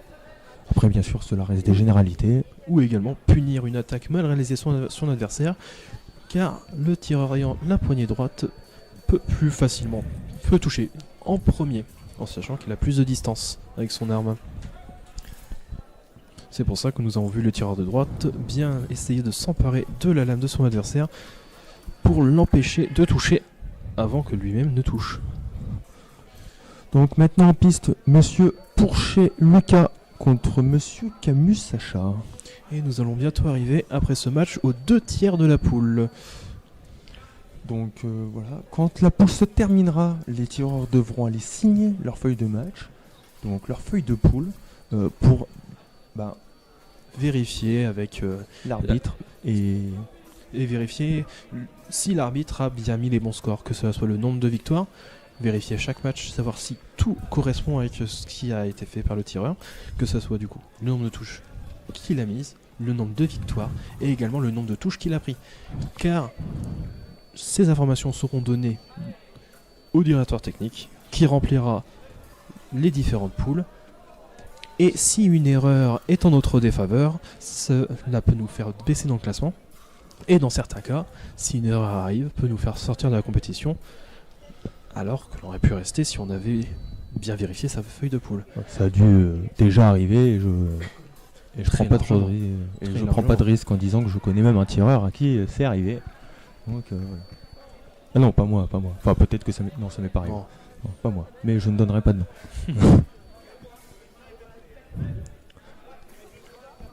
C'est pour ça que c'est très important en tant qu'arbitre de bien vérifier que l'on met les bonnes informations, que l'on les met dans un premier temps dans la feuille de poule et dans un deuxième temps à côté des noms des tireurs sur les matchs.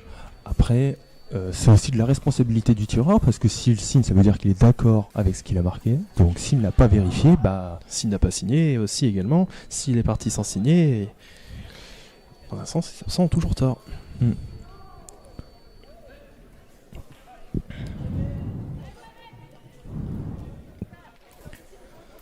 Et là, nous allons voir le nouveau match.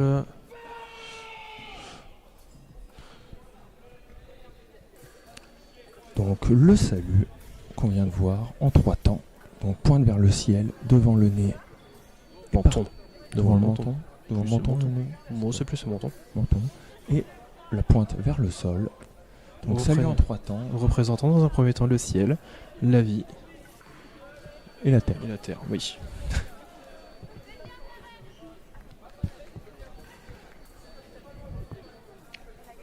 Donc Et- vas-y, t'es parti. Et là. oui, nous voyons toujours ce qu'on voit principalement à l'épée, un jeu de préparation où on jauge son adversaire, on teste les réactions. Par exemple, l'attaque qui n'a pas été terminée par le tireur de droite, qui a permis de voir la réaction du tireur de l'autre tireur, surpris par celle-ci. Et la flèche, avec un changement de temps, mais la touche double qui a été arrachée par le tireur de gauche. Du coup, le score est de 1 égale. Donc La tentative de touche au pied qui n'a pas réussi. Bien tenté, qui était à peu de choses. alors après, on va en général à l'épée, sauf cas exceptionnel, on va essayer d'éviter d'attaquer quand l'adversaire recule, puisque ça va faciliter sa contre-attaque. Donc on va essayer de le toucher dans un premier temps sur un déséquilibre avant. Alors c'est pas toujours évident en fonction des adversaires, mais c'est d'abord ce qu'on va essayer de faire. Et voilà, la flèche qui n'a pas été réussie, le tireur de droite qui a, lui, par contre, réussi à toucher. Le score est de 2-1 pour le tireur de droite.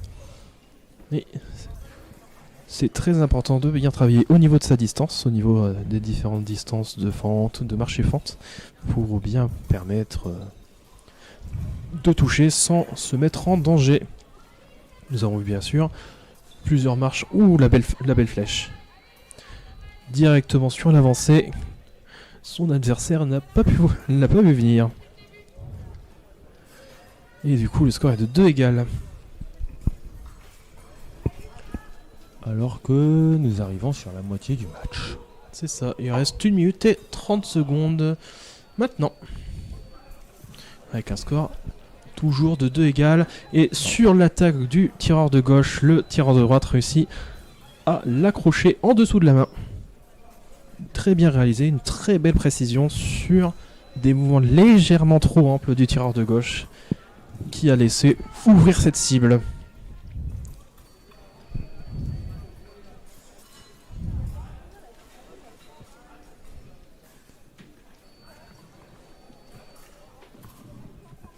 Alors, j'ai l'impression que le tireur de droite a réajusté son matériel avant de se remettre en position. L'arbitre qui donne le départ de cette touche, de cette phase d'arme.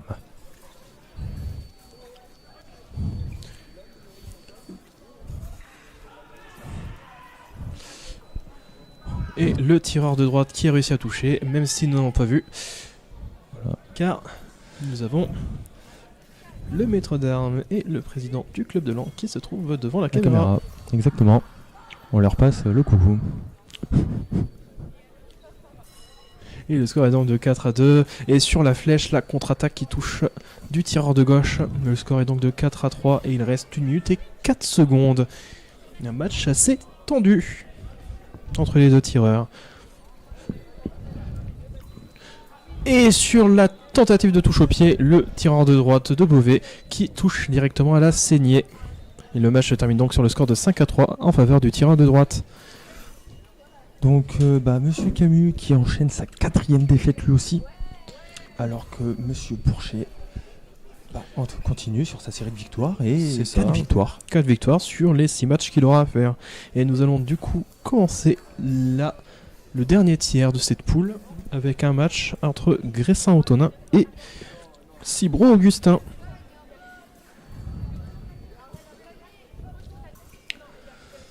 Nous arrivons donc bientôt au dernier match de chaque tireur. Alors, à savoir que pour messieurs Fournier et Camus, 4 défaites, s'ils font encore 2 victoires derrière, ils peuvent être encore en jeu.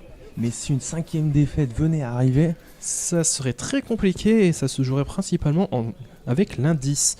Donc le nombre de touches qu'ils ont donné, moins le nombre de touches qu'ils viennent de prendre.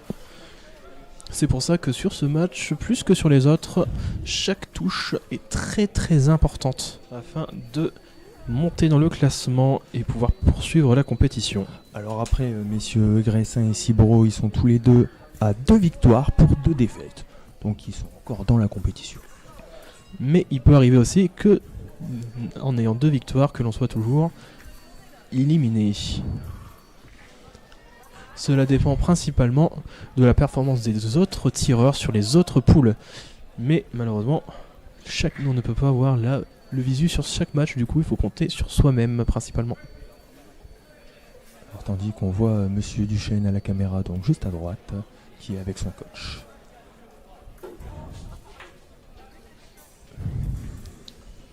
Mais le match qui n'a pas encore commencé, car le tireur de droite est en train de se faire tester le matériel. On teste les coquilles afin de vérifier que cela soit bien isolé et que ça ne s'allume pas quand on touche sur la coquille. Et le match va pouvoir aller commencer une fois que l'arbitre aura dit allez. Donc on rappelle, les 2 seules choses qui n'allument pas à l'escrime, en tout cas à l'épée, ce sont la coquille et la piste. Donc 2 endroits qui sont isolés. Donc là on le voit pas forcément à l'écran, mais il y a un petit fil qui relie l'appareil à la piste qui s'appelle le fil de piste. Le fil de la terre. La terre. Qui fait l'isolement. Et c'est très important de vérifier que ce petit fil ne se décroche pas, car cela peut arriver en marchant dessus lors des matchs ou avec un mouvement avec l'arme. Et si ce fil se décroche, si on appuie sur le pied, ça s'allume. Et malheureusement, il faut bien faire attention, parce que si ça s'allume et que l'on pense que ça touche sur le pied, ça peut être dérangeant pour le tireur. Il a reçu la touche. Et du coup, le match qui commence. Il y a toujours ce jeu de préparation, les 2 tireurs qui sont bien en garde, qui se testent. Et à un moment où il va y avoir le changement de rythme et où une touche sera peut-être mise par l'un des 2 tireurs. On voit la tentative à la main. C'est ça. Et l'attaque du tireur de gauche qui est paré et la riposte du tireur de gauche. Et de droite, du coup. Oui, riposte de droite et qui touche. Le score est de 1-0. Donc en faveur de Monsieur Gressin. Et là nous voyons, c'est en train de se chercher, on n'allonge pas totalement le bras pour pas se mettre non plus en danger. Et l'attaque qui n'a pas touché, la contre-attaque du tireur de gauche qui touche. Et le score est de 1 égale.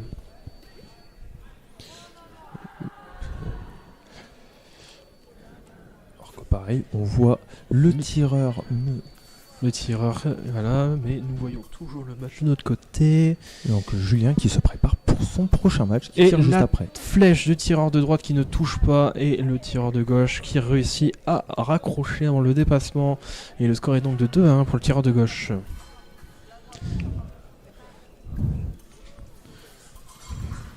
Les deux tireurs qui font des préparations autour de la coquille, qui essaient de prendre le fer, des battements, des prises de fer, afin de faire une ouverture et de s'y engouffrer. Mais faut faire attention si ce n'est pas un piège laissé par l'adversaire. Pour en profiter. Ouais, et les mouvements qui sont très amples des tireurs de droite, mais qui réussit quand même à toucher. Oui, je pense qu'il a fait ce mouvement assez ample pour provoquer l'attaque. C'est ça, un piège. Et la deuxième était très courte, mais suffisant pour toucher tout seul. Il revient donc à égalité, avec 2 égales. Il a l'air quand même assez orienté sur le fer, ce tireur de droite, puisqu'il a mis 2 parades riposte depuis le début du combat, et il vient souvent en contact avec le fer de l'adversaire, qui tient une poignée droite. Donc on l'a déjà dit, poignée droite, pas forcément beaucoup de contact avec la lame, c'est pas la priorité première, on va surtout chercher la longe. C'est ça, et on essaye de laisser le moins de fer possible à l'adversaire pour ne pas justement être dans une situation où on n'est plus sur la cible. Et là, le tireur de gauche qui justement n'a pas laissé son adversaire prendre du fer et qui a pu le raccrocher. Et 3-2 en faveur de le tireur de gauche. Donc Monsieur Cibro Augustin. Et nous rentrons dans la dernière minute. L'épée est une arme où il y a beaucoup de préparation, où les matchs peuvent être très très lents, mais du coup sont très fatigants, que cela soit physiquement ou mentalement. Et l'attaque du tireur de droite qui a essayé de prendre le fer, le dérobement du tireur de gauche, et touche double 4-3, il reste 48 secondes. A l'air de rien, ça a l'air assez simple de rester fléchi sur les jambes comme ça, d'être sur les appuis, mais quand ça dure 3 minutes, le match c'est pas forcément évident. Quand il faut mettre des changements de rythme, rester concentré et faire attention à son positionnement, ça peut vite devenir épuisant, et surtout que là ce n'est qu'une poule. Derrière il y a des matchs, et demain, pour ceux qui se qualifient, il y a encore des matchs. Oui. Et le tireur de droite qui touche, mais normalement la touche ne sera pas accordée car il y a dépassement. Mais également, on peut dire que même si c'est aussi fatigant physiquement, ça l'est encore plus mentalement, surtout à l'épée où on essaie vraiment de jauger en continu son adversaire, où on cherche vraiment la bonne opportunité et il faut un mental d'acier pour pouvoir toucher. Surtout dans ces phases de poule où, comme on le dit depuis déjà un petit moment, chaque touche est importante. Et là, nous voyons vraiment le tireur de gauche qui est offensif parce qu'il ne reste plus que 10 secondes dans le match. Et qui s'arrache. Mais est-ce que l'arbitre va lui accorder la touche ? Est-ce qu'elle était faite avant ou après le dépassement ? Pour moi, elle était légèrement après. Et c'est ce qu'a jugé l'arbitre également. Et il reste du coup 7 secondes où le tireur de gauche va devoir forcer une touche et malheureusement, il s'est précipité et est parti des jambes au lieu de partir du bras. Ce qui fait que son adversaire a juste eu le besoin d'allonger son bras pour le toucher et le punir. Car à l'escrime, ce qui est très différent des autres sports, c'est que nous devons partir du bras en premier avant de partir des jambes. Oui, pour comparer aux autres sports de combat.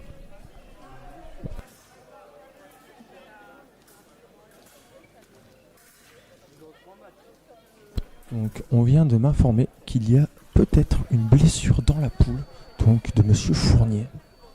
Donc, en espérant que ça ne soit pas trop grave. C'était à lui de tirer là, mais du coup, est-ce qu'ils vont sauter le match ou pas ? On va découvrir ça. Donc pour l'instant, petit bilan de la poule. Donc là, on a eu une victoire de Monsieur... C'était Monsieur... C'est le match... C'était Gressin-Cibro, donc victoire de Monsieur... c'était Cibro, je crois. Hein, oui, c'est ça, c'était victoire de gauche, Monsieur Cibro. Victoire de gauche, Monsieur Cibro. Et donc, Monsieur Cibro qui a 3 victoires pour 2 défaites. Monsieur Gressin qui a 2 victoires pour 3 défaites. Donc, on a toujours Monsieur Duchesne avec 4 victoires. Monsieur Fournier, donc, le tireur blessé à 4 défaites. Et on a également le tireur Porchaise Lucas avec 4 victoires également. Le match opposant ces deux personnes, entre les deux personnes, ça sera le dernier match de la poule. Entre Monsieur Duchesne et Monsieur Pourchet, oui. Pour Les ça. deux personnes ayant actuellement 4 victoires.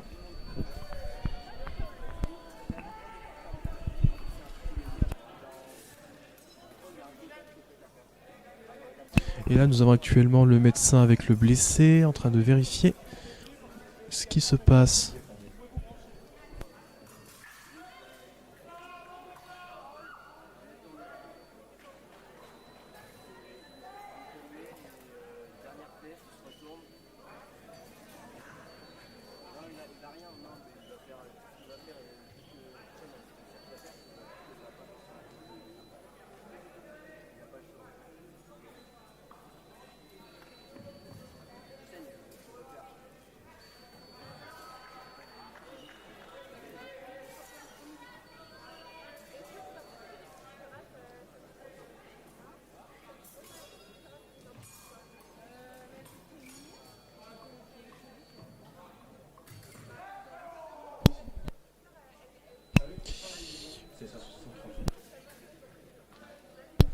Donc le Et match, du coup, ouais, nous pouvons voir que le match avec Fournier Thomas et Julien Adrien sera du coup remplacé par le match suivant, opposant Camus Sacha contre Duchesne Noam, dû à la blessure. Alors le match sera sûrement réalisé après si il n'y a pas d'abandon pour cause de blessure. alors s'il y avait un abandon pendant la phase de poule, alors qu'on voit la joie du tireur devant, donc s'il y avait un abandon pendant la phase de poule, il faut savoir que tous les adversaires qui auraient gagné contre lui, ou même ceux qui auraient perdu, verraient leur victoire annulée. Enfin, le match ne serait pas comptabilisé.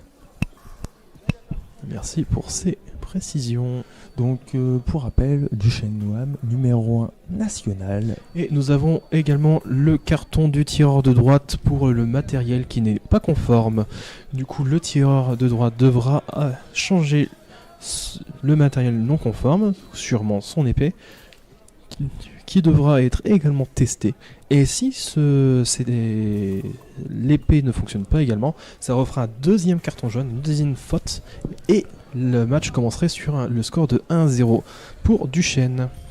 Alors, Ce qui le laisserait dans une situation assez favorable alors que le match n'aurait même pas encore commencé. déjà que Monsieur Camus a besoin de cette victoire, comme on le disait, il y a 4 défaites. Donc, si les 2 prochaines ne sont pas des victoires, cela peut se compliquer. En sachant que c'est un match qui va être assez compliqué car Monsieur Duchesne a actuellement 4 victoires de son côté et est le favori, que ce soit de la poule ou même de la compétition générale. Exactement.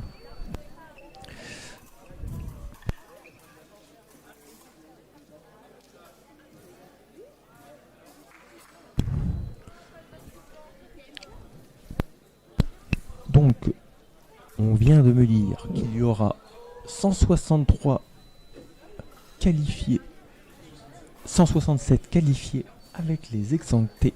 Donc les exemptés qui arrêteront la compétition pour aujourd'hui et reviendront demain matin à 9h pour commencer la deuxième phase de poule sur la compétition. Donc, les autres tireurs qui ne seront pas exemptés, quant à eux, devront s'affronter dans un faux tableau de 256. Puis dans un tableau de 128. Et Alors que le match commence. Et nous aurons du coup 96 qualifiés supplémentaires pour le lendemain. Et le match commence.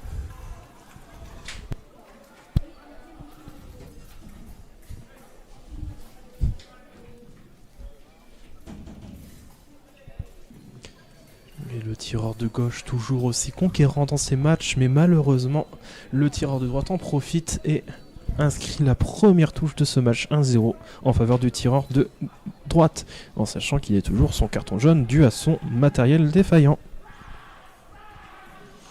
Ouais, toujours vers l'avant, toujours dans le côté adverse, essayons de le pousser dans ces 2 derniers mètres pour forcer la faute de l'adversaire ou forcer une attaque. Toujours au niveau des préparations. Alors qu'il ne baisse pas en rythme au niveau des jambes. Il pousse vraiment l'adversaire, il fait un pressing constant, et la flèche qui touche directement parce que son adversaire ne pouvait pas reculer car il était vraiment proche de la sortie de piste. Donc stratégie payante du coup. Stratégie payante, très bien gérée sur cette touche. Un partout. Oula, la touche au pied qui ne passe pas, assez dangereuse, parce qu'il a perdu l'équilibre, il a même baissé la tête, il ne voyait plus ce qui se passait, mais il a réussi à revenir en garde rapidement. Et le tireur de gauche qui en profite pour le mettre dans ses 2 derniers mètres.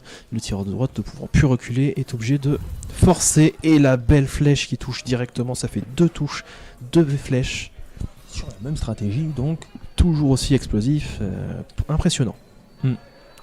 Et là, on voit qu'il va peut-être... là, il va repartir même, j'ai l'impression, sur cette stratégie. Et qui tente à lui à son tour d'une flèche, il veut plus reculer, il veut plus céder de terrain. Et malheureusement, la bonne prise de fer, Carly Octave, il me semble, qui touche. Oui, exactement. Quand on voit le tireur de gauche qui est très réaliste au niveau de son escrime et qui punit chaque erreur de son adversaire, même si là, le tireur de droite... Ça fait rail et c'est bien récupéré. C'est récupéré, oui. Du coup, ça fait 4-1. Le tireur de droite essayant de forcer en train de forcer son adversaire à reculer. Mais ce n'est pas forcément une stratégie payante, car son adversaire, du coup, sait qu'il va attaquer pour essayer de récupérer son retard et du coup faire des actions moins belles. Là, on voit vraiment Monsieur Duchesne... très très à l'aise sur son match. Il marque des touches quand il avance, il marque des touches quand il recule. C'est assez compliqué pour son adversaire. Très belle action défensive et contre-offensive sur son adversaire. Sur la tentative d'attaque de son adversaire. Il a fait un coup lancé. C'est-à-dire que action un peu technique. Voilà. Il a attendu que son adversaire découvre la zone et il a fait une sorte de fouet, comme on peut le décrire, avec son arme. Pour essayer de toucher sur une cible qui, normalement, ne peut pas être touchée en faisant des coups droits vers l'avant. Et ça a marché, du coup. Et là, nous voyons, du coup, l'arbitre en train de demander l'état du tireur blessé pour savoir si oui ou non il peut tirer. Ou est-ce que le prochain match sera... Si le match qu'il devait tirer sera sauté. Et d'après ce que l'on voit, le tireur blessé ne tirera pas encore. Alors que le médecin est toujours avec lui. Donc il n'a pas encore remis sa chaussette. Ça a l'air d'être une blessure au niveau de la cheville. Et en sachant que ça peut être très dommageable si au niveau de la cheville il ne pourra plus avoir des appuis corrects, et du coup ça sera très compliqué pour faire ces matchs. Alors moi j'ai déjà eu le cas où j'ai dû abandonner mon pool à cause d'une blessure à la main, blessure à la cheville, j'avais continué la compétition, et c'est vrai que c'est quand même compliqué. Je sais pas si toi tu as eu l'occasion de le faire. Non, j'ai eu dans un sens la chance de ne jamais être vraiment blessé de mon côté, mais j'ai déjà eu en tant soit de coach ou soit en tant qu'arbitre des tireurs continuer, alors que c'était pas forcément très bien, on va dire. Ça peut être très dommageable ou la situation peut s'empirer. C'est ça, exactement. Voilà. Donc là, c'est vrai que s'il reprenait et que la blessure s'aggrave, ça pourrait être une saison qui se termine malheureusement prématurément. Alors on n'en est pas encore là et j'espère qu'on n'en arrivera pas pour lui. Mais du coup, le match sera Gressin contre chez Lucas. D'après ce que l'on voit, ça doit être le dernier match de Gressin-Antonin. Oui, c'est ça, c'est le dernier match de Gressin-Antonin, il me semble. Ouais. Que je vérifie, 1, 2, 3, 4, 5. Pourquoi je n'ai que 5 matchs de... C'est normal parce qu'il doit faire 6 matchs. Oui, exact. Vu que c'est une poule de 7, vu qu'on ne peut pas tirer contre soi-même, chaque tireur doit faire 6 matchs entre chaque tireur. Et donc, comme on le disait, la situation qui est loin d'être optimale pour Monsieur Camus, puisque le dernier match qui lui reste, alors qu'il est à 5 défaites, c'est contre notre tireur blessé. Donc si notre tireur ne reprend pas, il n'a plus aucune chance d'avoir une victoire sur cette poule. Ce qui signifierait une élimination de la compétition. Avec de fortes chances. Pas trop s'avancer parce que beaucoup de choses sont possibles encore. Mais ne pas avoir de victoire en poule, c'est s'assurer. Ouais. Je pense qu'on peut s'avancer, s'assurer une élimination pour la suite de la compétition. Oui, je pense aussi. Mais... À part si beaucoup de tireurs ratent tous leurs matchs sur toutes les poules. Il y a quand même... Mais il y a très très peu de Il y a chances. quand même une bonne trentaine de poules. Alors, je sais pas le nombre exact d'éliminés à la fin des poules. Donc voilà. Alors que le match débute. Donc Gressin qui est poussé dans sa zone. Alors il cède du terrain, mais pas trop vite quand même. On est quasiment à 30 secondes écoulées. Et le terrain cédé, pas beaucoup. Et du coup, est-ce que la touche est accordée? J'ai pas l'impression. Non, là, il y a eu le dépassement et ce n'est pas la première remise du tireur de gauche qui touche. Du coup, la touche n'est pas accordée. Et du coup, nous sommes à déjà 30 secondes écoulées sur ce match. Et l'attaque du tireur de droite qui ne touche pas car elle est parée. La riposte du tireur de gauche qui touche, mais le tireur de droite a réussi à remettre sa pointe sur la cible et accroche une touche double. Du coup, la touche double, comme on rappelle, c'est un point chacun car il n'y a pas de convention dans cette arme. Donc, convention s'appliquant sur les autres armes et nous voyons l'attaque du tireur de gauche qui est parée. Mais la riposte du tireur de droite n'a pas réussi à être faite. Et il raccroche. Gressin réussit à mettre sa touche. Donc oui, au niveau de la convention, pour les autres armes qui sont le fleuret et le sabre. alors j'ai l'impression que l'agressin veut le faire partir. Pour en tirer parti. Et ouais. Et la touche il n'y a pas de touche. L'arbitre a fait le halt. Et nous pouvons voir les coachs qui essaient de conseiller leurs tireurs afin de trouver une solution pour toucher plus efficacement. Et la flèche qui touche, il a réussi à éviter la prise de fer et c'est une stratégie gagnante car il raccroche le score de égalité pour le tireur de Beauvais. Alors que le tireur de gauche replie sa lame, redresse sa lame sur le tapis prévu à cet effet afin de ne pas abîmer le gymnase car les armes sont faites en métal et peuvent endommager le revêtement.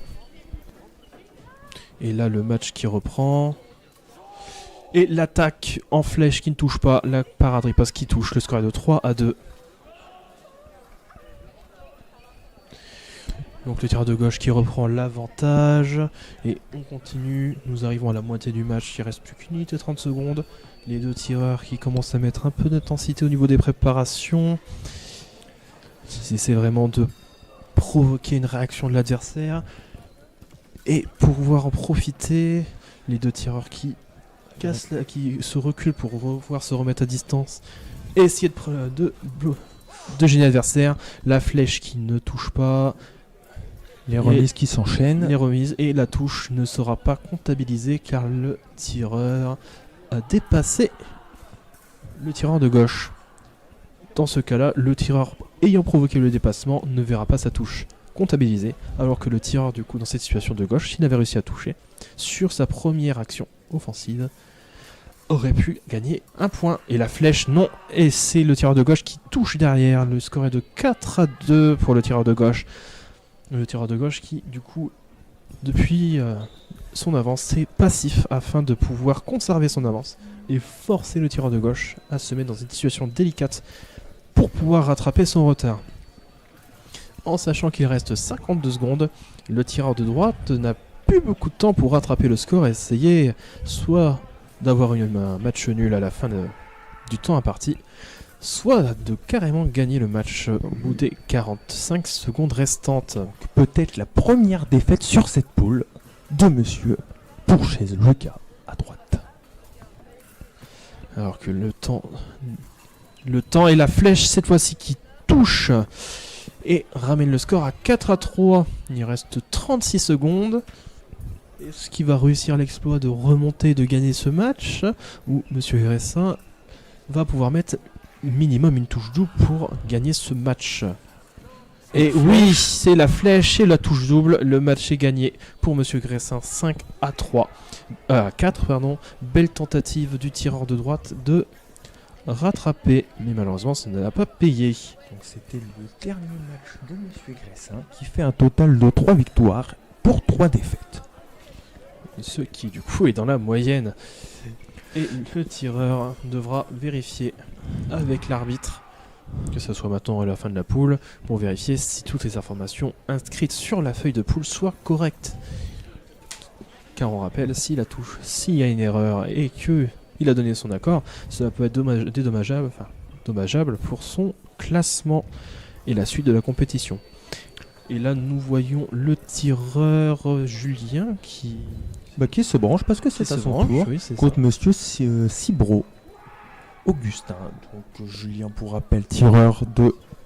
Ah non, c'est avec... je sais pas, Monsieur c'est Fournier avec Monsieur Fournier qui rebranche. Est-ce que c'est le... Alors... Qui est-ce qui s'est branché à droite? Ah, ce n'est pas le tireur blessé, je le vois, il est encore sur le banc. Donc c'est bien... Monsieur Cibro. C'est ça, exactement. Son dernier match aussi. C'est ça. Exactement. Donc pour rappel, Monsieur Julien, numéro 61 au classement national du club de Châlons-Champagne, et Monsieur Cibro du club de Périgueux-Épée, numéro 140. Alors que le tireur de droite s'est placé pour faciliter les tests du matériel par l'arbitre. Et en espérant que le tireur blessé puisse se récupérer et pouvoir réaliser également son dernier match. Mais il lui en reste 2 en fait. Ces 2 derniers matchs, donc... il lui en reste 2. Il a l'air d'être touché au niveau de la cheville.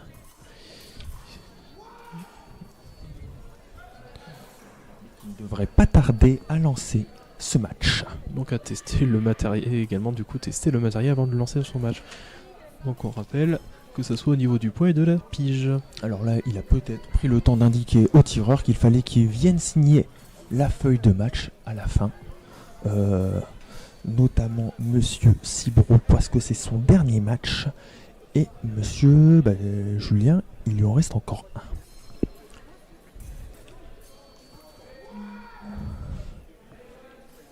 Et du coup, l'arbitre teste le matériel du tireur de droite et le match va pouvoir ainsi être lancé. Et nous voyons aussi du coup un coach en train de vérifier les résultats marqués sur la feuille de poule, mais qui devrait du coup s'écarter avant que le match commence. Il vaut mieux. Parce qu'être pris entre 4 tireurs avec le match à côté, il pourrait prendre un méchant coup, sachant qu'il n'est pas protégé. Car au niveau de l'équipement permet de se protéger avec un... jusqu'à... Au niveau des protections... au niveau des protections, il faut l'équipement complet déjà. Ça, surtout composé d'un pantalon, d'une cuirassée, d'une veste. Et le match qui démarre. Et on vient de m'indiquer que le tireur Monsieur Fournier a abandonné sur blessure, donc ce qui ne laisse plus aucune chance à Monsieur Sacha Camus de remporter une victoire en poule et donc il signe très probablement son élimination. Alors la fin de sa compétition. Alors que le match à côté et tout est lancé et l'attaque sur le bras allongé qui touche sur la main. Très bien réalisé du tireur de droite qui gagne une touche et donc est un 1-0. Et les 2 tireurs qui sont en train de bien vérifier, de bien se tester en termes de préparation. Toujours en train de vérifier quand est-ce qu'il peut attaquer. Ils font des attaques qui ne veulent pas forcément toucher pour vérifier comment l'adversaire réagit.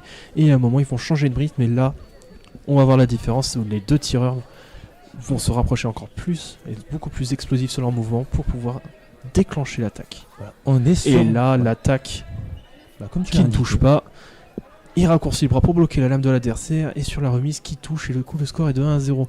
Et là, on voit vraiment la différence. Une égalité, mon cher Vincent. Une égalité, oui, pardon. Et on voit vraiment la différence de vitesse entre les préparations qui sont vraiment là pour tester l'adversaire. Prendre de l'information. Et vraiment les touches faites pour toucher.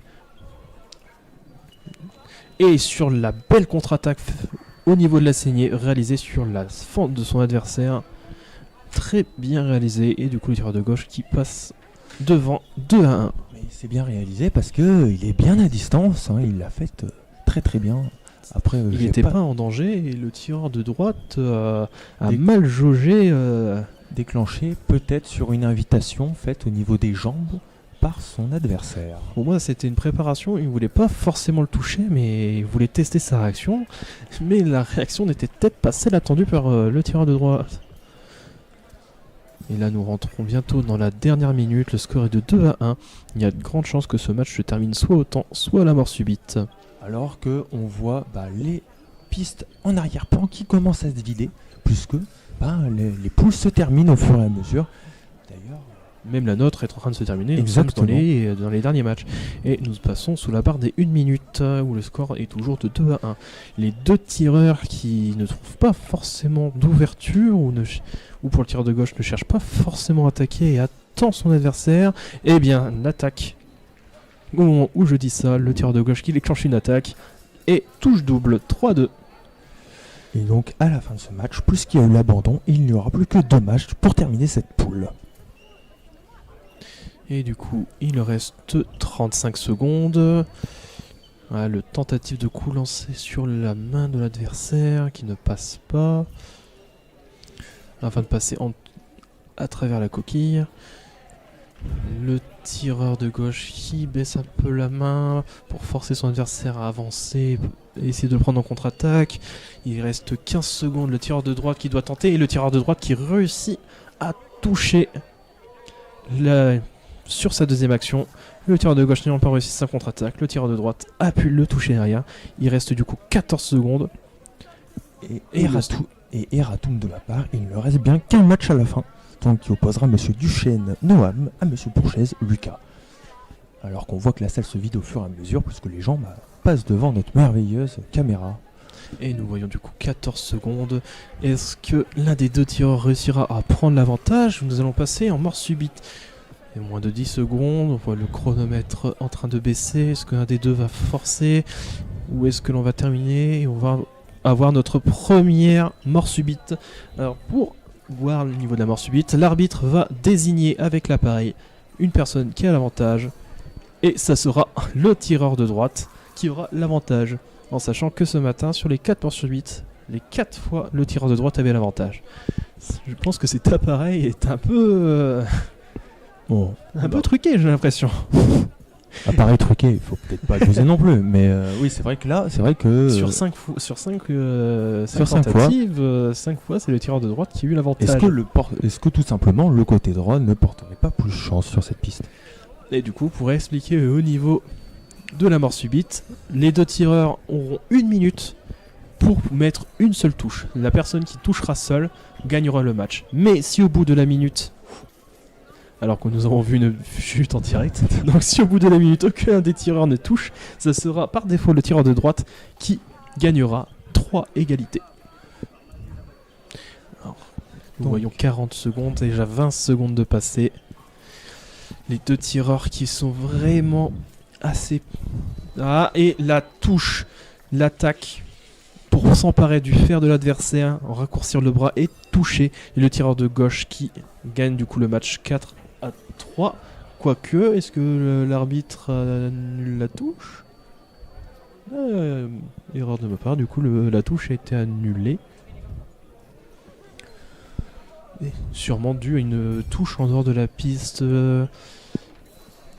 Alors qu'il reste 30 secondes. Très bien. Ouh là là, l'attaque tentée du tireur de droite qui ne touche pas et la remise du tireur de gauche qui touche. Le tireur de gauche gagne donc le match 4-3. La victoire. Quoique. La victoire a été... Alors, sûrement le coach du tireur de droite qui porte réclamation, mais Le normalement... maître d'armes de Chaumont qui est aussi venu soutenir son tireur. Et qui... Mais normalement, voilà, la touche est accordée. Et- en et sachant c'est- que dans cette situation, qui est bien, ce qui est c'est bien. l'arbitre qui a le dernier mot. qui a le dernier mot, qui donne son jugement. Même Et si pour- on peut revenir dessus avec le directeur technique, mais Là, il y avait c'est pas à la eu, demande mon du avis. tireur, pas à la demande des coachs. Donc, victoire de Julien. Alors, Et l'attaque Ça se qui ne bat. touche pas, et l'arbitre qui met halte, les deux dernières remises qui ne touchent pas, les deux tireurs qui sont en situation de corps à corps, le tireur de droite qui demande à tester son matériel, mais celui-ci fonctionne bien. Ah, la tireuse La de tire- gauche qui reprend l'avantage alors qu'il reste 14 secondes sur ce premier tir-temps. et du coup le score est de 3-2. 3-2 en faveur de la tireuse de gauche. Alors que si nous revenons sur le dernier match de De cette poule poule des de garçons, il y a toujours 0-0. 0-0. Tout La touche double. Et les filles qui continuent. Il reste 5 secondes, bientôt la fin du premier tiers-temps et 1 minute de pause. Voilà. Donc elles vont chacune retourner s'hydrater Et- et sûrement aller voir leur coach. Pour changer la tactique au niveau du match. Ou conforter une tactique. Ou confronter la tactique. Voir qu'est-ce qui marche, qu'est-ce qui ne fonctionne pas. Et adapter les forces et faiblesses au niveau de l'adversaire. Alors que nous avons le garçon, nous avons une touche de Duchesne. Le score est de 1-0 à droite. Donc Duchesne bien parti du coup sur ce début de match pour entamer sa série de victoires avec ses 6 victoires en poule. Et pour une première fois, le tir où Monsieur Duchesne n'est plus sur sa partie de terrain, où il est moins conquérant. Peut-être une stratégie en fonction du tireur. Et sur sa marche, le punit et le touche directement. Le score est de 2-0. Une stratégie bien qu'il est moins conquérant, une stratégie qui fonctionne pour le mieux. Alors que les filles vont reprendre d'ici 2 ou 3 secondes. Et la reprise de la finale dame pour ce deuxième tiers-temps.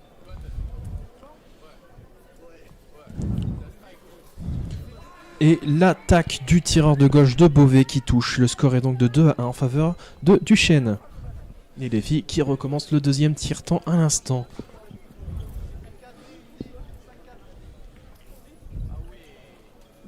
Donc, sur les deux pistes. Et sur la petit bonhomme de tireur de droite, le tireur de Beauvais qui réégalise le score. Le score est de 2 égal. Alors que les filles, elles, cherchaient à placer leur jeu. Et la touche double. Touche 4-3. double. Ouais, 4-3 pour la tireuse de gauche. La tireuse de gauche. Voilà. Et sur la flèche de Duchesne qui touche, le score est de 3-2. Encore une belle explosivité sur une de ces flèches qui surprend bien son adversaire. Nous avons les deux tireurs qui restent sur leur milieu de terrain. Où nous avons Duchesne qui commence à redevenir plus conquérant et sur sa flèche Qui touche. très explosive, une très belle touche qui Alors, est venue très naturellement. alors que sur la finale, la tireuse de gauche agrandit un peu son écart. Puisqu'elle mène 5-3. Et la flèche encore qui touche, le score est de 5-2 à se terminer. Victoire, Monsieur Duchesne, qui n'a perdu aucun match sur cette poule.